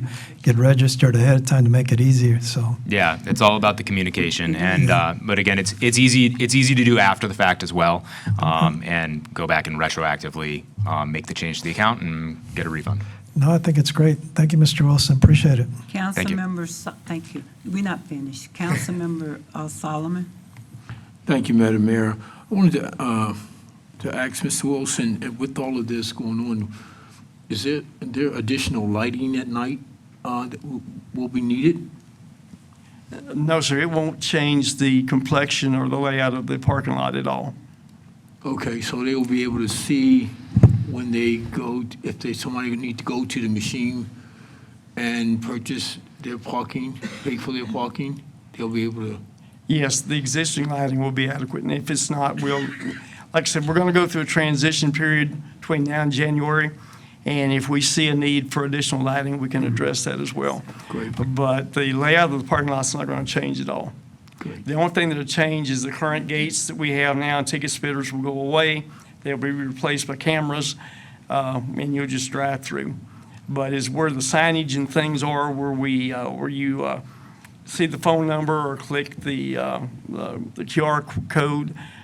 If we need more lighting there, we'll address that. But we believe at this point that we've got adequate coverage. Thank you, sir. That's good. Councilwoman Cobb? Mr. Wilson, thank you. Sounds like a great idea, but can we have a human person out there in the beginning? Well, I think the thing that got missed in the presentation, he said it, but we're not completely eliminating the No, people. okay. They'll be the There will be employees. a full-time supervisor that's there during the day with a part-time helper. And then also, the 24, our airport has a 24/7 operations center. Okay. That number will also be listed on the signs. And if the first call would be to their 24-hour service center because they can address it by the phone. But if somebody gets out there and they just need some help, they can call our folks just like they do now. If the gates don't open, they call our operator. We've got our number at the exit plaza. Our folks go out there and take care of them. That sounds So good. a lot of the things we're doing is not going to change. Well, Like, that's- we're very customer, I think most of you that have flown out of there will know that our people are very customer service centered. Yes, you are a very customer service center, but people like me will have the boot on the tire. Well, I think the thing to remember is if somebody does drive off, it's just like a toll. You'll get a bill in the mail. If you pay your bill, you're fine. You don't have to worry about the boot. All right. Thank you. Mr. Wilson, I want, sir, the program you have is excellent. And why people, I see body language. The reason you see a lot of questions after we got that survey, it was community engagement and customer service. So the council is saying this is their community forum. They asking more questions to make sure, because they're going to get the questions. So it's not what you're doing is wrong, it's excellent. Thank you, thank you, thank you. Madam Secretary. RS 25-177, consider a memorandum resolution authorizing the procurement of fleet parts for fiscal year 2026 from TNTX Lone Star Truck Group and Napa Third Coast Distributors in the amount of $260,000 and tires through Southern Tire Mart in the amount of $210,000. Yes, ma'am. Thank you. Good afternoon, ma'am. Good afternoon, Madam Mayor, City Council. Before I get started on this presentation, at the October 21st City Council meeting, the tire service agreement to Oya Vitas was approved, which includes roadside assistance, tire retreading, installation, tire inspection, and tire disposal for large radius tires for heavy trucks and off-road equipment. Today, I'm presenting the procurement of fleet tires for smaller radius tires to which our fleet technicians install on our vehicles, as well as the procurement of fleet parts. A little background. Fleet Services maintains and repairs 1,090 units of fleet, which requires the purchase of parts and tires. Costs of parts and tires are charged to the respective department when used. Parts are purchased from multiple vendors totaling approximately $1.5 million annually. Primary vendors for parts are TNT Texas Lone Star Truck Group, and Napa Third Coast Distributors. Primary vendors for tire services is Southern Tire Mart. In fiscal year 2025, we spent approximately $181,915 with Southern Tire Mart, and we're estimating to spend $210,000 this fiscal year. And then for our parts vendors, for TNTX Lone Star Truck, we spent $111,000 in FY25, and we're estimating to spend $120,000 in FY26. And for Napa Third Coast Distributors, we spent $130,000 in FY25 and estimating to spend $140,000 in FY26. The recommendation is that City Council approve the procurement of the fleet parts through TNTX Lone Star and Napa Third Coast Distributors in an amount of $260,000, and tires through Southern Tire Mart in an amount of $210,000 for fiscal year 2026, and authorize the city manager or designee to execute any and all change orders within the amount set by state and local law. And I'll be happy to answer any questions you may have. Yes, ma'am, thank you. And how would this benefit the city going with this company? Of course. So as far as fleet overall, just maintaining the vehicles for the city, that benefits the citizens because you're making sure that your vehicles are on road so that PD can get to those crime scenes at a timely manner. FD can get to all of the emergency medical calls at a timely manner. You have trash that's picking up, solid waste picking up your trash, et cetera. We keep, the fleet keeps the city going, so. Yes, ma'am, thank you. Thank you. And what you're basically telling the city, our residents, is your safety. Yes. They need to get where they need to go. Yes, yes, ma'am. Excellent job. Thank you. Thank you. Madam Secretary. Madam Mayor, the next 4 items will be presented by Chief Kabinski. Yes, ma'am. And I'll read them into the record. Thank you. Yes, ma'am. RS 25-178, consider a memorandum resolution approving the buy board purchase of consumable medical supplies from Boundtree and Henry Sheen in the combined amount of $449,544.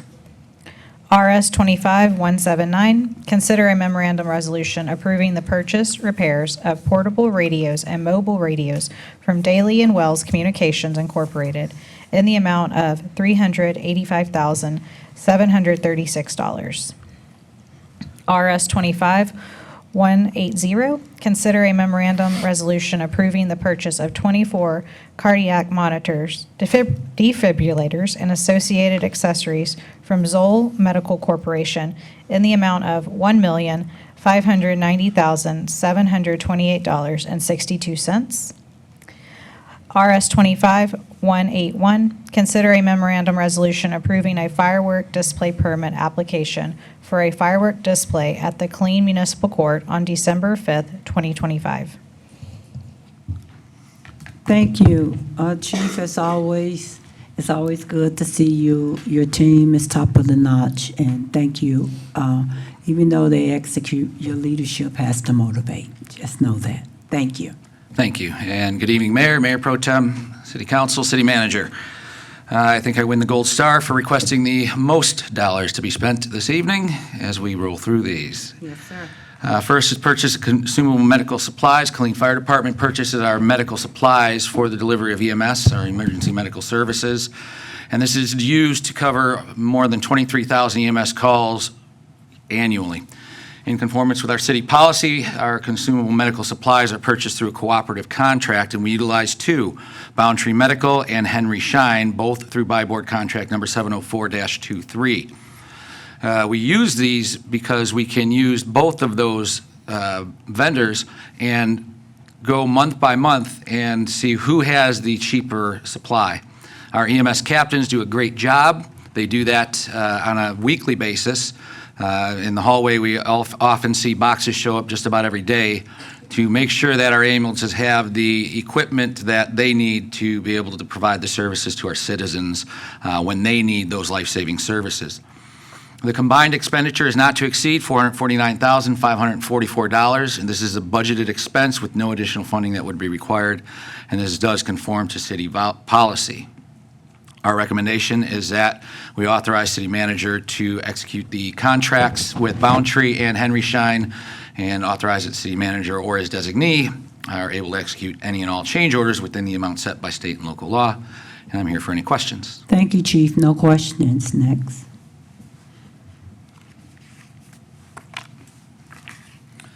A little bit of a team effort here. This is for the purchase of mobile radios, parts, and repairs for multiple city departments. The Killeen Fire Department is coordinated with the Office of Homeland Security Emergency Management and the Killeen Police Department for a bulk purchase of our radios, the parts, and the repairs from Daly and Wells Communications as follows. The Fire Department is in need of 13 portable radios for $93,092.28, 8 mobile radios.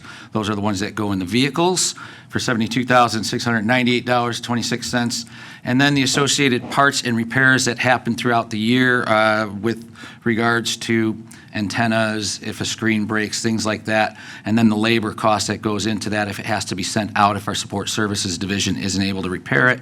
That's for $58,498.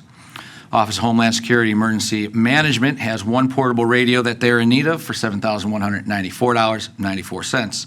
And the Police Department, they're pretty hard on their portable radios. Where's Chief Lopez? Oh, he's sitting down. He's always picking. They also utilize a different type of portable radio, 36 total portable radios for a total of $149,252.04. And they're a little bit nicer on it. They don't have to repair it as often. Maybe they just throw them out and buy new ones. I'm just kidding. $5,000 total for the total purchase to be $385,736 for the police department. So the financial impact in total, $385,736. This is a budgeted expense with no additional funding. We did use HGAC cooperative contract number RA05-21, and this does conform to city policy. And it is our recommendation that you authorize the city manager to authorize his contract, and as well authorize him to execute any and all change orders within the amount set by state and local law. Thank you. And the first two, Chief, you can say it benefits the residents because it's safety. They have to communicate to each other to make sure they're going where they're going. So that's why, even though it's budget in your budget, residents need to know why.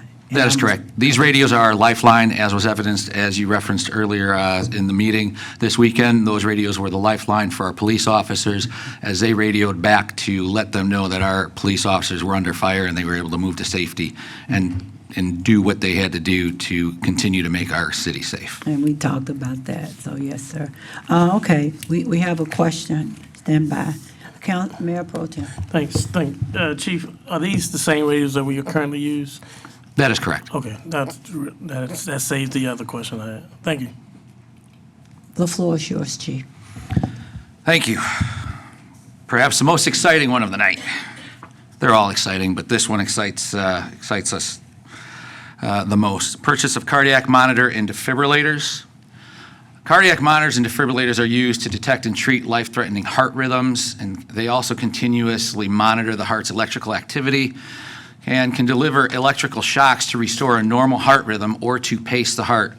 These are life-saving devices that we use every single day. They're used for patients who are at risk of sudden cardiac arrest. That's when the heart stops. Those who have conditions like heart failure, ventricular tachycardia, that's when the heart is moving too fast, does not have an organized rhythm that would sustain life. And they're also used to diagnose the cause of symptoms like fainting, chest pain, or palpitations. These monitors are used to assess every single patient the fire department comes in contact with, which is more than 23,000 times a year. I can't stress enough that this is the one tool that our firefighters and paramedics use each and every single day on each and every single patient we come in contact with. I have to give a lot of credit to the EMS division. An end-user study and evaluation was performed by Deputy Chief Chambers, who's back here, and his EMS team. And they assessed available options from various manufacturers. They wanted to also include a 4-year service warranty, an after-action patient case review module, blood pressure cuffs, electrodes, the cables. The electrodes are the stickers that go on the chest to monitor the heart, the cables that are connected to those electrodes and the stickers, the pads that are used to send electrical activity to the heart to try to restart it, batteries, storage cases, overall durability. According to what we're told, we could drop these monitors down the stairs and that they would not break. We didn't want to try that out. And so we did consider 3 alternatives: the LifePak 35 from Stryker, the X Series from Zoll, and the Tempest Pro from Philips. However, we did not evaluate the Tempest Pro in person. We just evaluated it through their website, and it's because it's a 2-piece design. The other one is a 1-piece design, but this 2-piece design, our EMS team felt there was a lot of possibility of leaving a piece behind somewhere. And when it's something this important, we don't want to leave one piece or the other behind. Those are the photos for you to see. The left is the Philips. There's that 2-piece design. One is a defibrillator, one's the monitor. Just not conducive to the EMS field and what we do. The Stryker is in the middle, and then the Zoll is on the right, and our team has selected the Zoll. They recommend the Zoll series for the following reasons: its ability to see the underlying cardiac rhythm while performing CPR.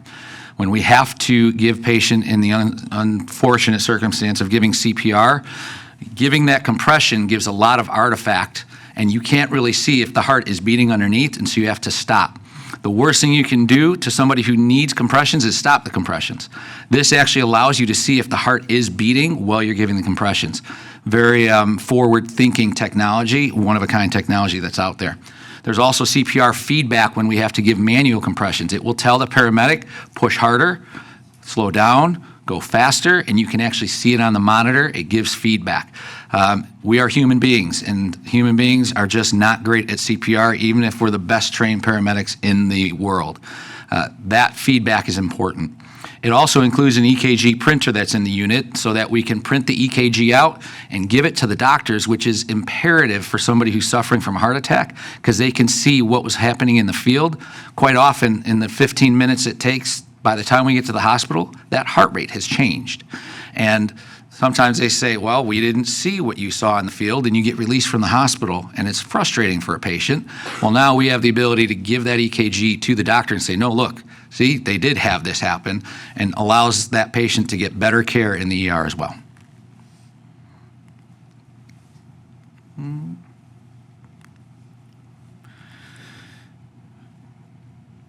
It also has a respiratory rate and tidal volume for airway management.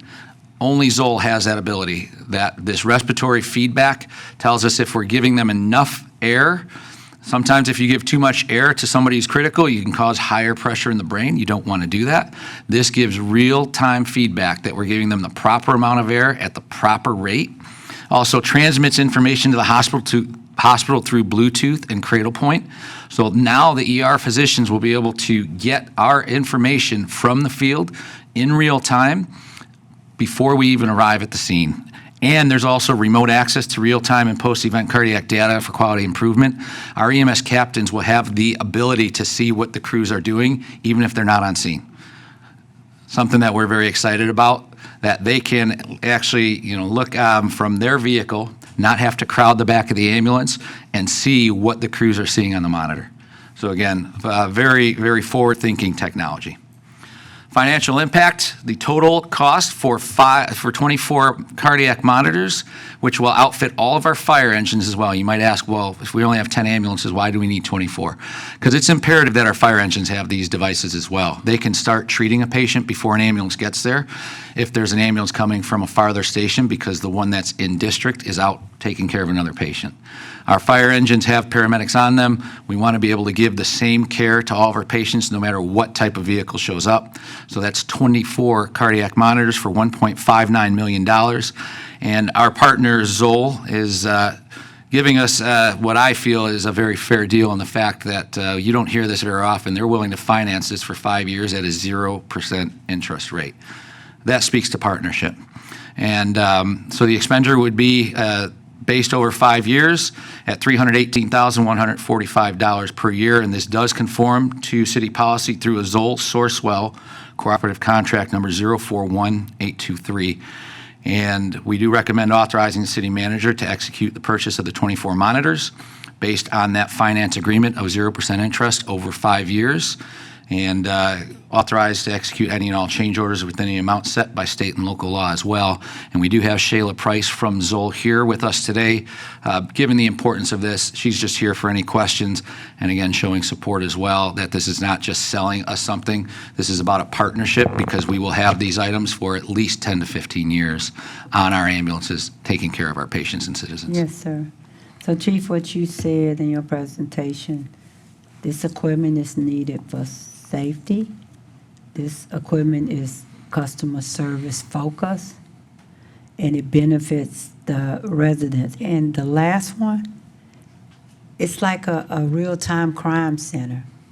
But the difference is this equipment is in the field and give the leadership access to what they're doing. So whoever selected this, is he here? Chief Chalmers, yes, Deputy Chief Chalmers, if you'd come forward, please. Thank you, sir. Sir, I know you don't feel like walking. I'm just going to say thank you. Whoever you had on your committee, do all the research. I have never seen anything like that. They could read if you're not pushing too fast, if you give them too much. This is truly amazing. But I want to leave you with this, Chief, and your staff. You can never put a price on saving life. I just want to leave that. Councilmember Kendrick, and then Mayor Pro Tem Adams. Good afternoon, Chief. Only question that I had, I know you stated earlier you had 2 of these that was out of service or have been retired from service. How many do we have right now that are in service that are good? That's a good question. We have 14 that are in service that are serviceable. Sir, if you're going to answer a question, Chief, We have you know the 14, rules. yeah, Okay, we have yes, come 14 on. that are in service right now. Okay. So with that being said, when you get the new ones, are all of them going to be put in service at the same time, or will we have a reserve in case something goes down? These will all be put in service at the same time, and Zoll will come out and train all of our staff as well. There'll be a very intensive training session because it's a change. It's a completely different device from what we're using now. And part of that 4-year bumper-to-bumper warranty that we have that will be part of this agreement is that they provide us a loaner. So if one goes out of service, we get a loaner. So it's not just 24, we have loaners that come in and part of that. I thought that's what I read in the part of the contract and everything, but I was unsure, but you just verified. That's great. Yeah. I mean, so if something goes down, we know we got a backup, and the citizens don't have nothing to worry about. Correct. Thank you. It's amazing. Thank you, sir. Yes, sir. Thanks, Chief. And I've seen this before, used it before, an older version, not as high speed as this one.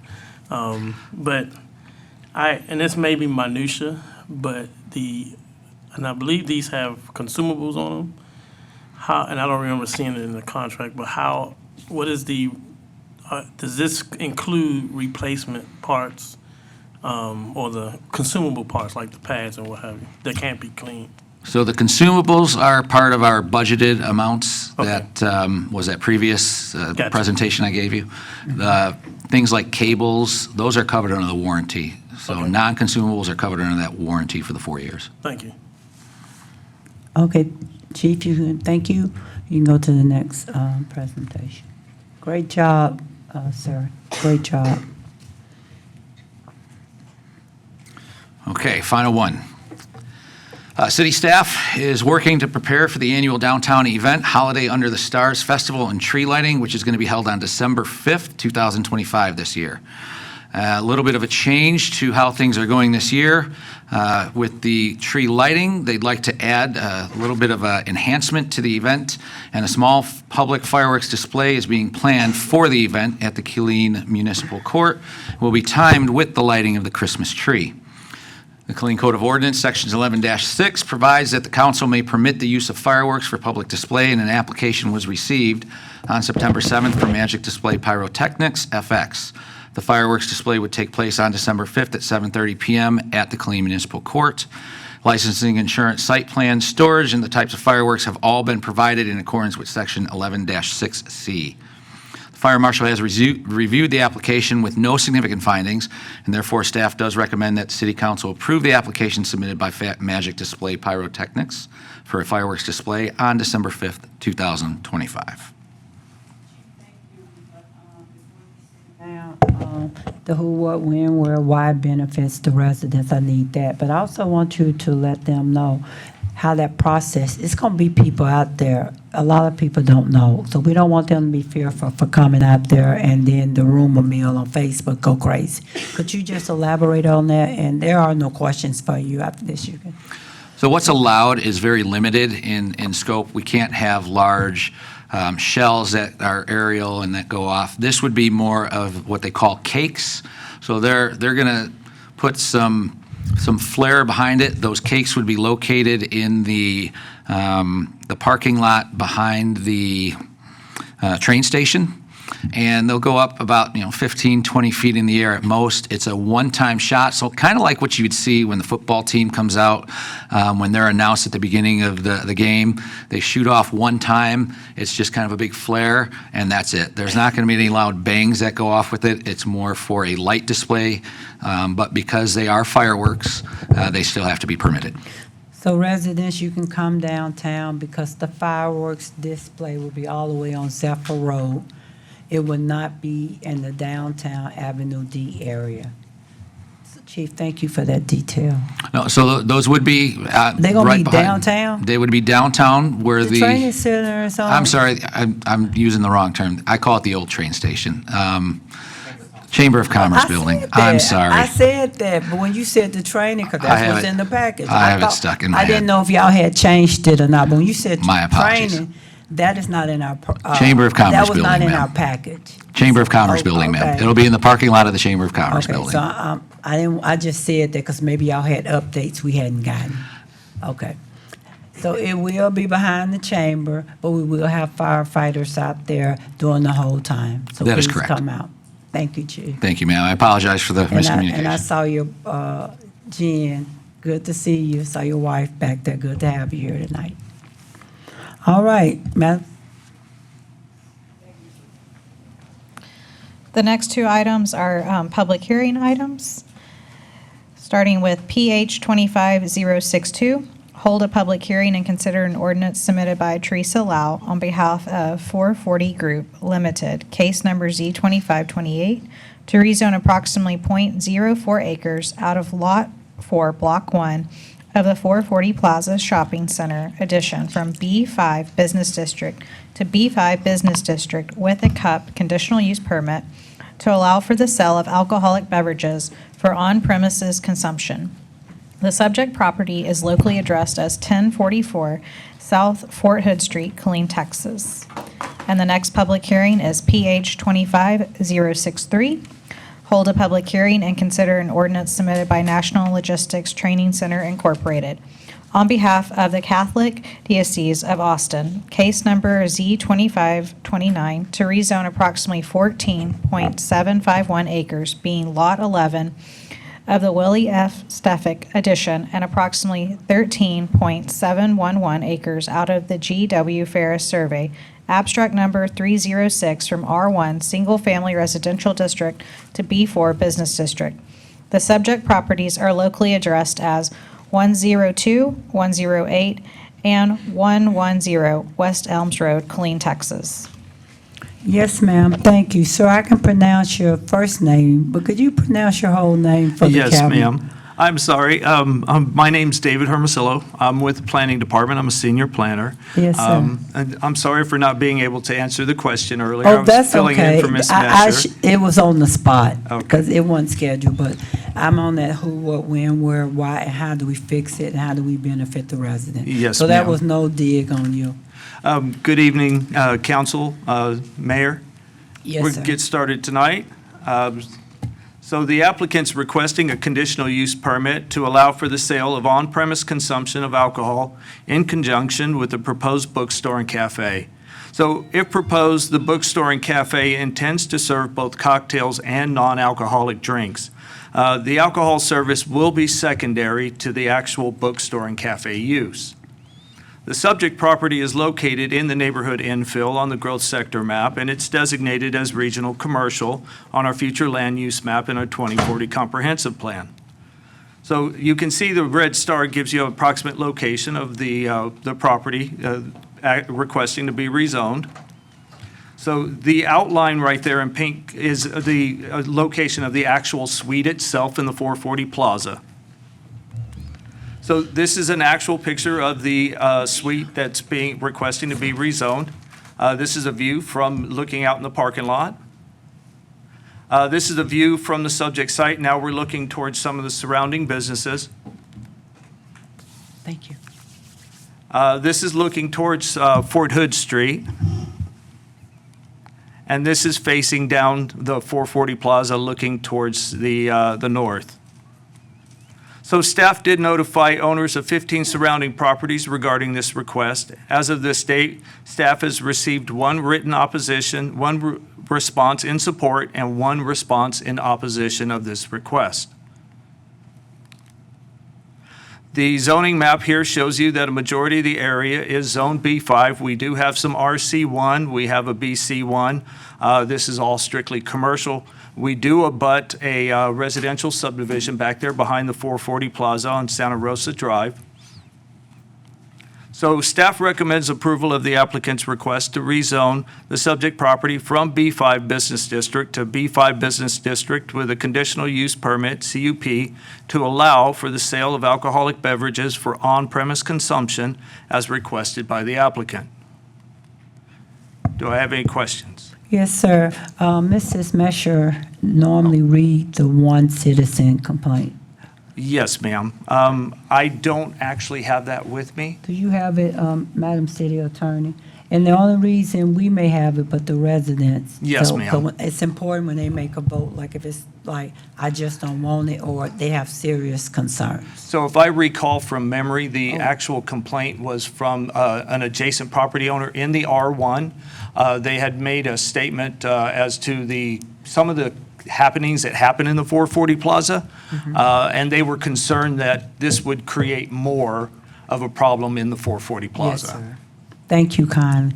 There are no questions of you, sir. You can go to, we got to do public hearing. Oh, not yet, not yet. You can go to the next one. Okay, case number 2529, we're going from R1 to B4. So the applicant has submitted a request to rezone the subject property from R1 Single Family Residential District to B4 Business District. If approved, the applicant intends to develop the property into a vocational trade school on the property. The future land use map amendment was approved by City Council on August 19th, 2025, to change it to regional commercial. The applicant is now requesting to rezone the property from R1 to B4 for the allowed use of a vocational trade school.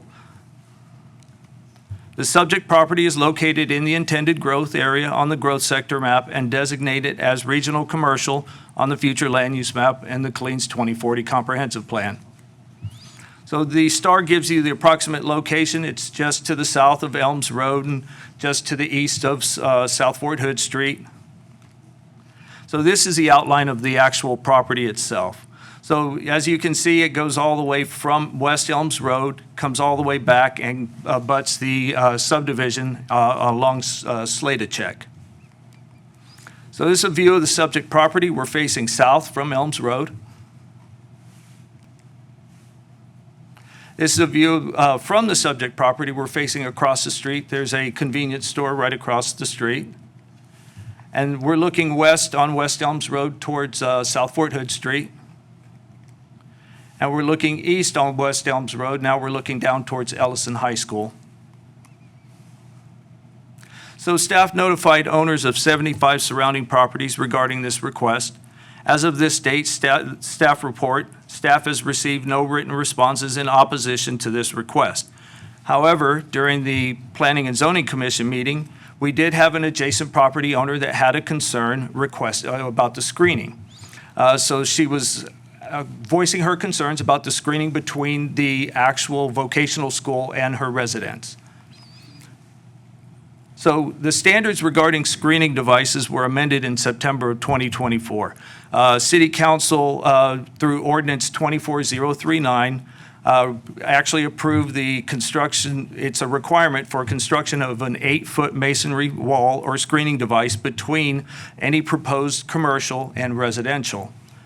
So this development would actually have to meet that requirement between them and the properties on Sladacek. So as you can see, if I'm not mistaken, she is one of the R2s in the notification area. And this kind of gives you an outline of the entire area as far as the zoning goes. So staff recommends approval of the applicant's request to rezone the property from R1 Single Family Residential District to B4 Business District. At the regular meeting of September 22nd, 2025, the Planning and Zoning Commission recommended approval of the applicant's request by a vote of 8-0. Any questions? Yes, sir. Thank you, Councilmember Kendrick. I was going out there to see it, and I ran into him, because that's a storage. But I think I went back, and that could have been mixed this up with Faberline. But I thought they were already building a brick mason wall. So it must be Faberline gas, that storage over there. Yes, ma'am. Okay, all right. So thank you, that was really good. Oh, you're welcome. All right. Any other questions? No more questions. Now we will go, thank you, sir. Citizen comment, Michael Fanino.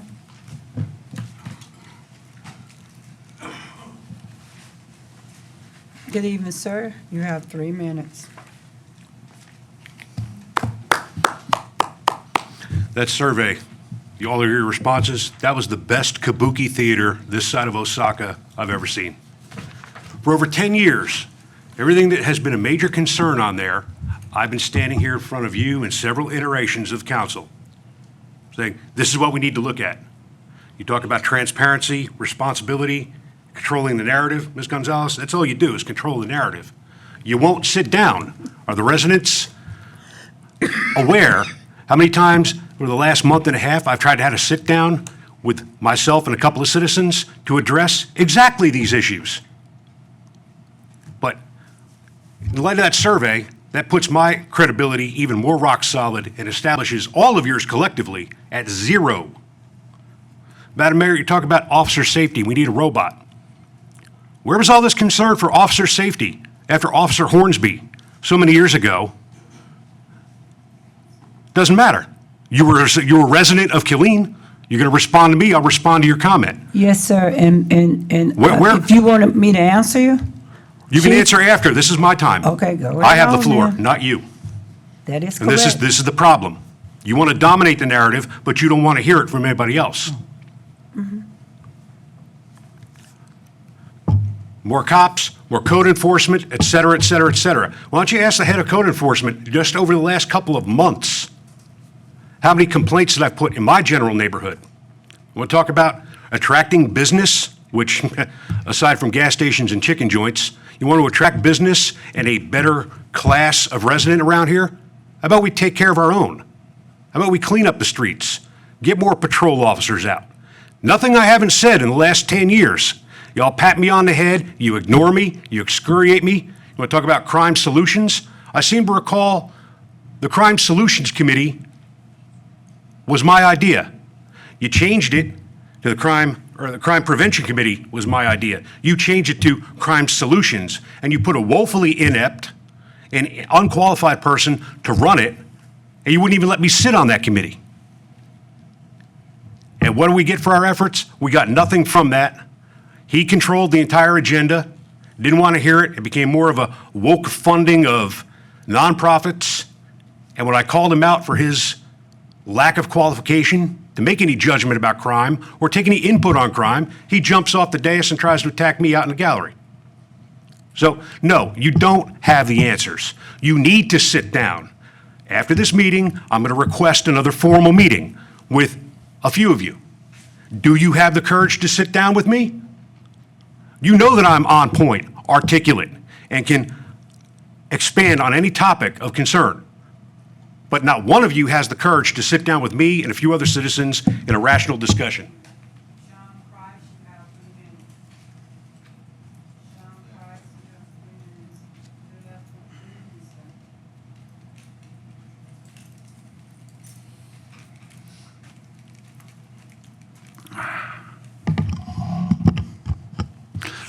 Good evening, City Council.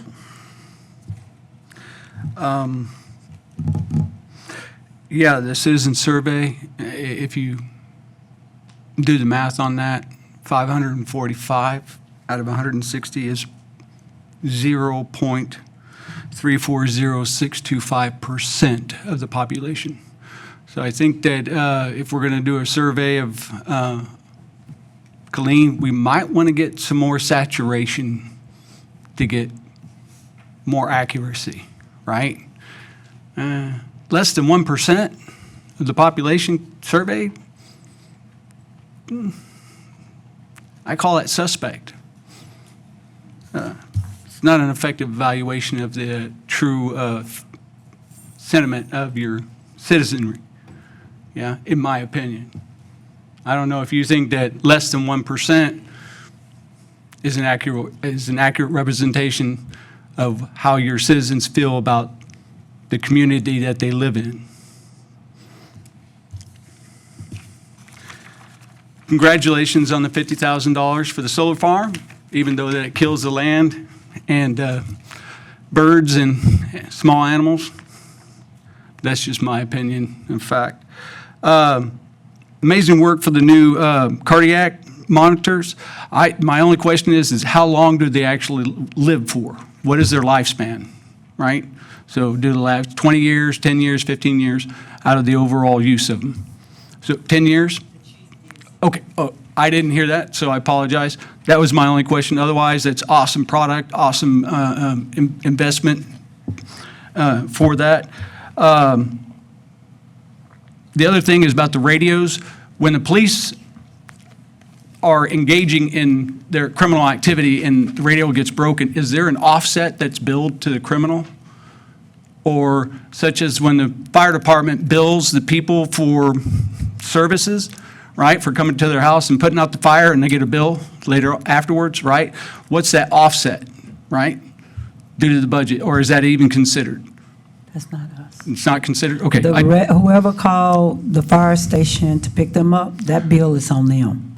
Right, but then we're still paying, right? We got the budget that's out there, but then there's the offset from when we're billing the, because we're giving money to do services, right? So the service is paid for already, but then we're trying to recoup. Yes, ma'am. Yes, sir, I got it. So the money that, when we have to have a company to send out the bill. Right. Okay? And if that bill is not collected, somebody got to go get the money. So when they pay their bill, it stays within the billing because we have to pay them for a service. So we under contract with them. Right. To do it. So it's not. I just wonder what the offset was, what our the- recoup is. It's not double dipping because this is one entity, not a part of the city. We got a contract with them, and then the city is on the other side. They don't connect. Once they in charge of building, City of Killeen don't get involved. Okay, Unless so we there's don't a- recoup that money from that agency? Well, the money that come, the tickets and all that, we need money on that side so they can send out the emails. Right. The money for their contract, that's it. Yeah, do you know what that, I'm just saying the offset, what that is? Chief is not here, No? but if, I promise you, if you send it, oh, your time is up, somebody said, but I'm gonna answer this. wait, Mike. If you reach out to Chief, and we have another one out there, you can go right there and ask him, he just doing it. So we have fire department right there. Right, He'll right. answer it, but he said he would answer, because your time is up. I didn't know You my don't. time wouldn't stop Yes, if sir. you were communicating with me. Well, sir, if you have another question, I give you, you asked me and you allowed me, or you could have said, Mayor, would you wait till I finish? So I didn't okay. want you to think I was ignoring you. I will I'm give sorry, you- that's a new rule? I guess Well, I'm sir, just that's unaware of okay, new but you rules that give are me, being out I'll there. give you 15 seconds. Please take advantage of it. Set the clock 15 seconds. That was pretty much it outside of the, anyway, it won't matter. It's all a part of the offset, but yes, ma'am. Thank you for your time. You're welcome, and he's back there. I want to make some corrections because this has no impact on staff and also council. We have said this more than once. The council, the staff, we do not control gas station, car wash, restaurants to come into this area. It's free enterprise. Let's say that again to the resident that may not. No matter how many times you say we control it, it doesn't change. It's not true. The first resident said that the council didn't want to meet. It is correct. He sent an email out to every last one of us with Chief Lopez. Chief Lopez is my witness, and Mr. Cagle, every email he sent me, I replied back. I went to my chief, that is an expert that was working on that question, and say, hey, where do we move? He said, I've already told Mr. Fernino I will meet with him. Councilwoman Cobb agreed to meet this, and Chief said no. You're just there because what he wants to act. You can't even help. This is in my profession that I will have to give him those answers. Now, if he wanted to meet with y'all on something else, he said, I got this, but you are, if you want to come to, wait till he meet with him, he will come back and tell us if we should all come together in a walking quorum, because this will have to be put on the agenda if we have 4 council members. So we addressed that head on. Email came, Chief is my witness. I replied back. Email came, and we get a lot of them. I replied back, and then I just say, hey, Chief, I can be here all day replying back to different questions. What is your recommendation? He said, stand down. I would go back and tell him again, I already said we can meet, so I don't understand the problem. That's the truth of my police chief right there. Let me see anything. The survey. The percentage that participated in it. The survey was open to every resident, business owner here in Killeen. It's just like a grocery store. We can put an X, but it does not mean they can come. We can't make anybody do anything they don't want to do. I was just doing a comparison. So they all had an opportunity to fill out the survey, because I would not allow anyone to take away from communication and the team that we did the contract with on this survey, that they didn't do their job, because we did. With that being said, citizen comments is closed. We're going right into the meeting. Can I get a motion? Consent agenda. Madam, Secretary, could you read them all? Council, if you want to go take a break, feel free, come in and out. Because we have always set the goal to be out by 6:30. So can we go? Madam Secretary, whenever you're ready. Yes, ma'am. LMN 25025, LMN 25026, LMN 25027, RS 25176, RS 25177, RS 25178, RS 25179, RS 25180, RS 25181.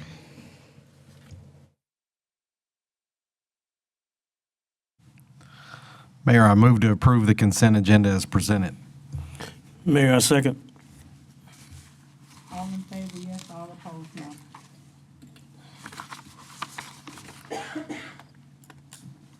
Motion carries 7-0.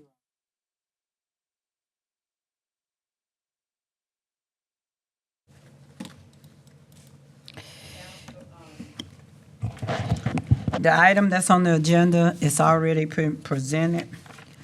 Do you have any questions? Madam Mayor, I will need to read the caption into the record, the ordinance caption.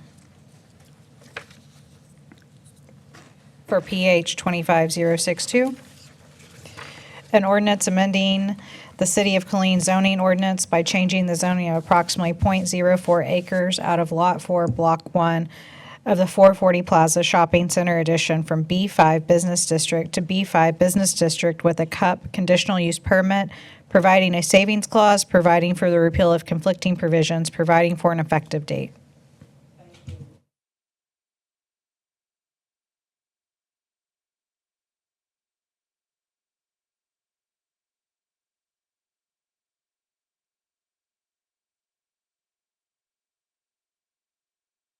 Council members, my name is Teresa Lau. I am the owner of Lost Literature Bookstore Cafe and Cocktails. I'm just here to answer any questions you may or may not have.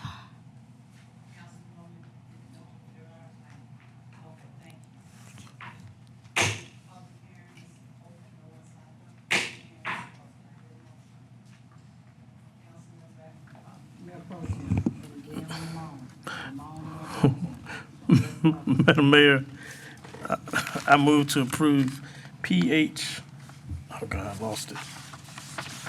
PH 25-062. Mayor, I'll second that motion. Thank you. All in favor?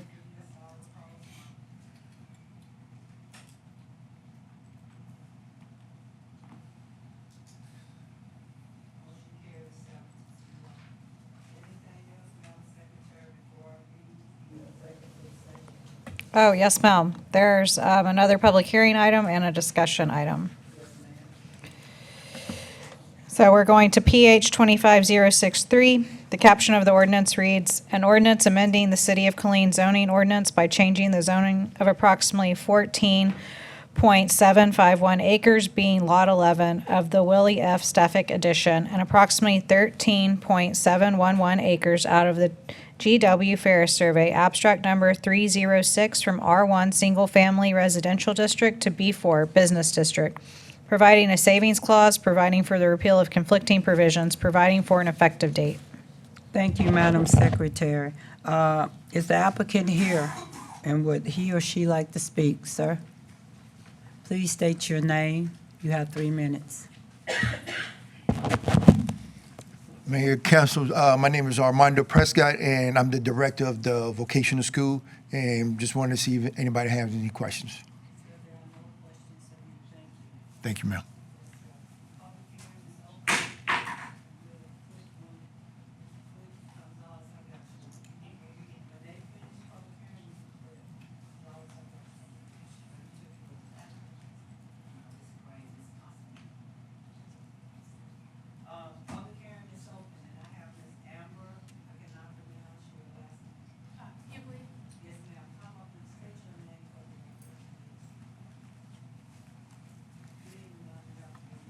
Yes. Good evening, Mayor and council members. My name is Amber Hughley. I bought the last duplex on Sladacek Drive, and I bought it because I thought it was still going to be a continued neighborhood. I'm not against the new construction or anything. I just wanted to make sure that there's a fence in place for privacy and security purposes for my Yes, ma'am. tenants and myself. So it's very important you invested your money Yes. in an environment that you didn't see any growth. And you want us to answer your question, how does that protect me, my privacy? Yes. Okay, sir, thank you. Anything else? Oh, I just wanted to make sure, I know that there's going to be a fence behind it, pretty much lining up with the already existing neighborhood. I was just Yes, trying to ma'am. see if it was going to cover the south side, the more open He's field. gonna come up. You don't have to leave, because you may have questions after he asks it, but he can answer you, ma'am. Okay. Sir? Yes, ma'am. What she's asking about is the adjacent B3 and commercial properties. I would think that the applicant, the school, would secure their own property, but by code, they're not required to screen against other commercial properties. The applicant is here. Yes, sir, I was gonna call him Yes, back, ma'am. but I wanted to allow you to speak, sir. Is that something that you're considering doing? Yes, ma'am.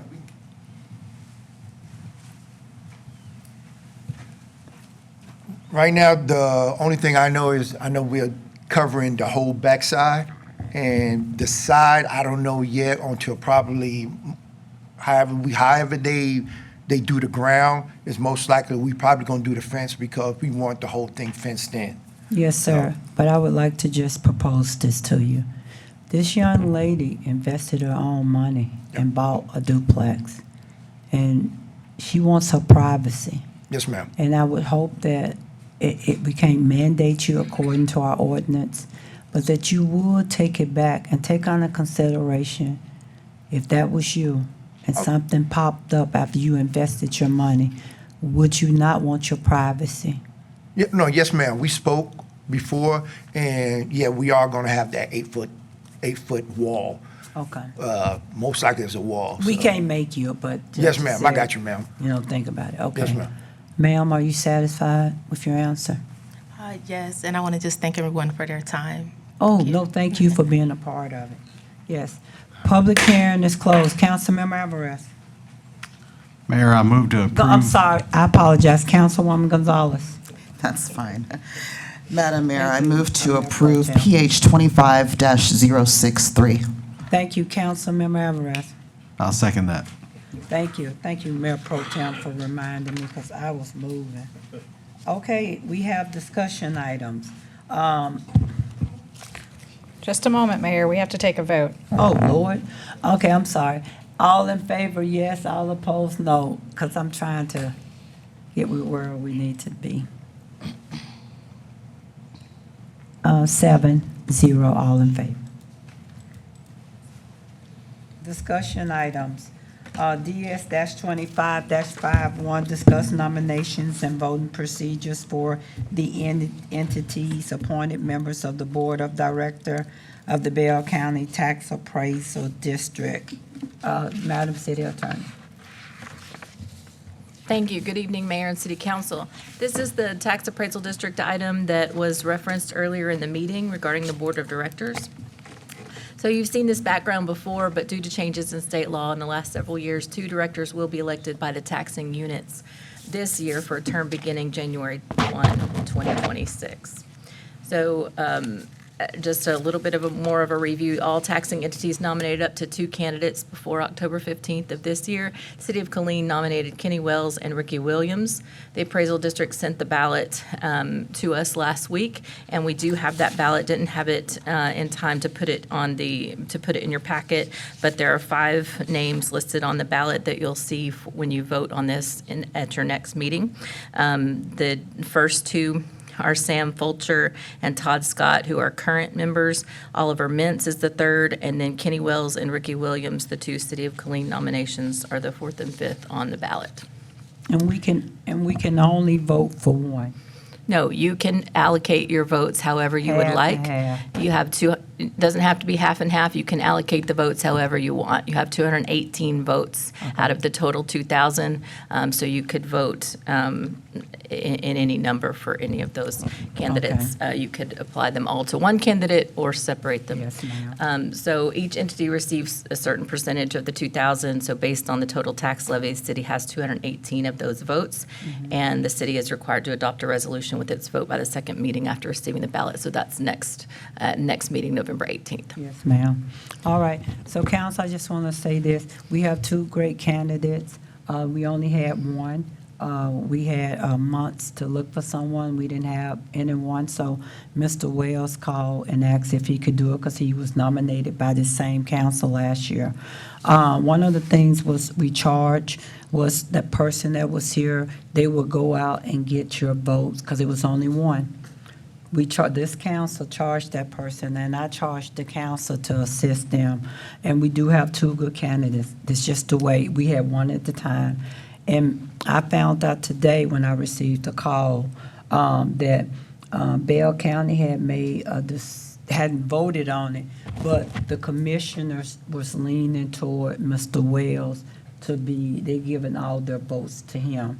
And that it cannot be official until they have their meeting. So I called Judge Blackburn, because I'm going to go to the head, and he confirmed what that person said, that is where the majority council, and as you know, 2 council members just stated that that's the way. And then that same person that called me, and I called Mr. Wells, and I asked Mr. Wells, did he go talk to Harker Heights? So I called the mayor. This happened today.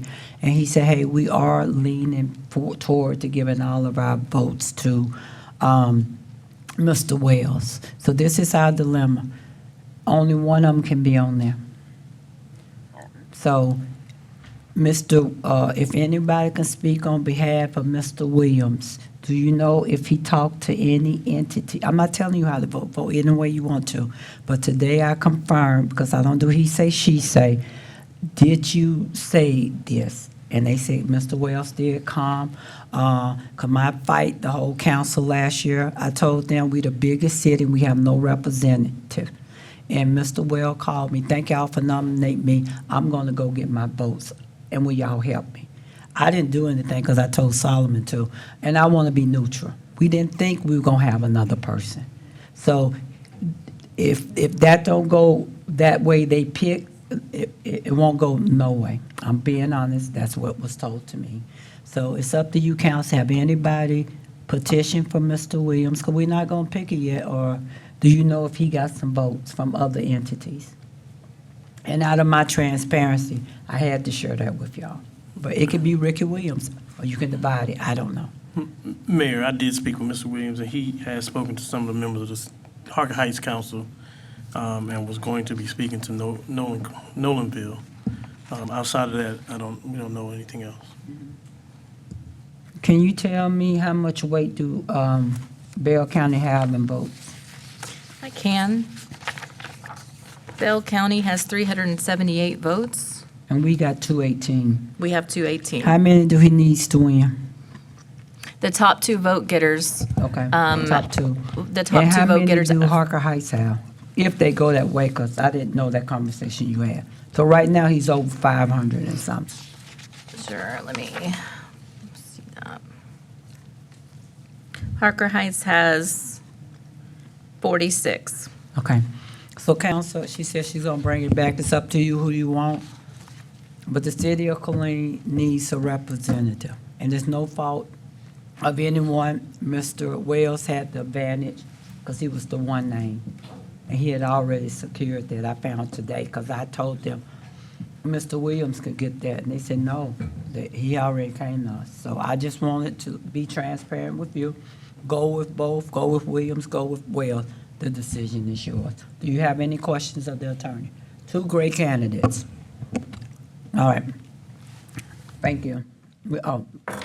Next item.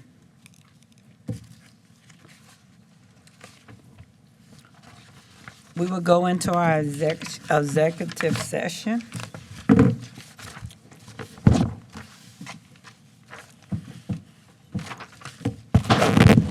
Pursuant to the Texas Open Meeting Law, VTCA Government Code 551001, the mayor now calls a closed meeting of the city council on the 4th day of November at 5:58. Under the following authority, Section 551074, Personnel Matters. The city council will discuss duties and responsibilities of the city manager. Public discussion of this matter would not be in the best interest of the city. Agenda item DS-25-052. Council, we are going into, I said 5:58 PM. We are going into closed session.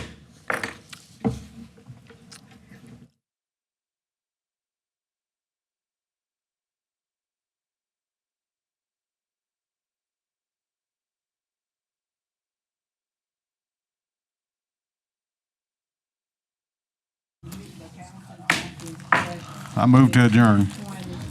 A second. A second by Councilwoman Gonzalez. All in favor? Aye. Meeting adjourned.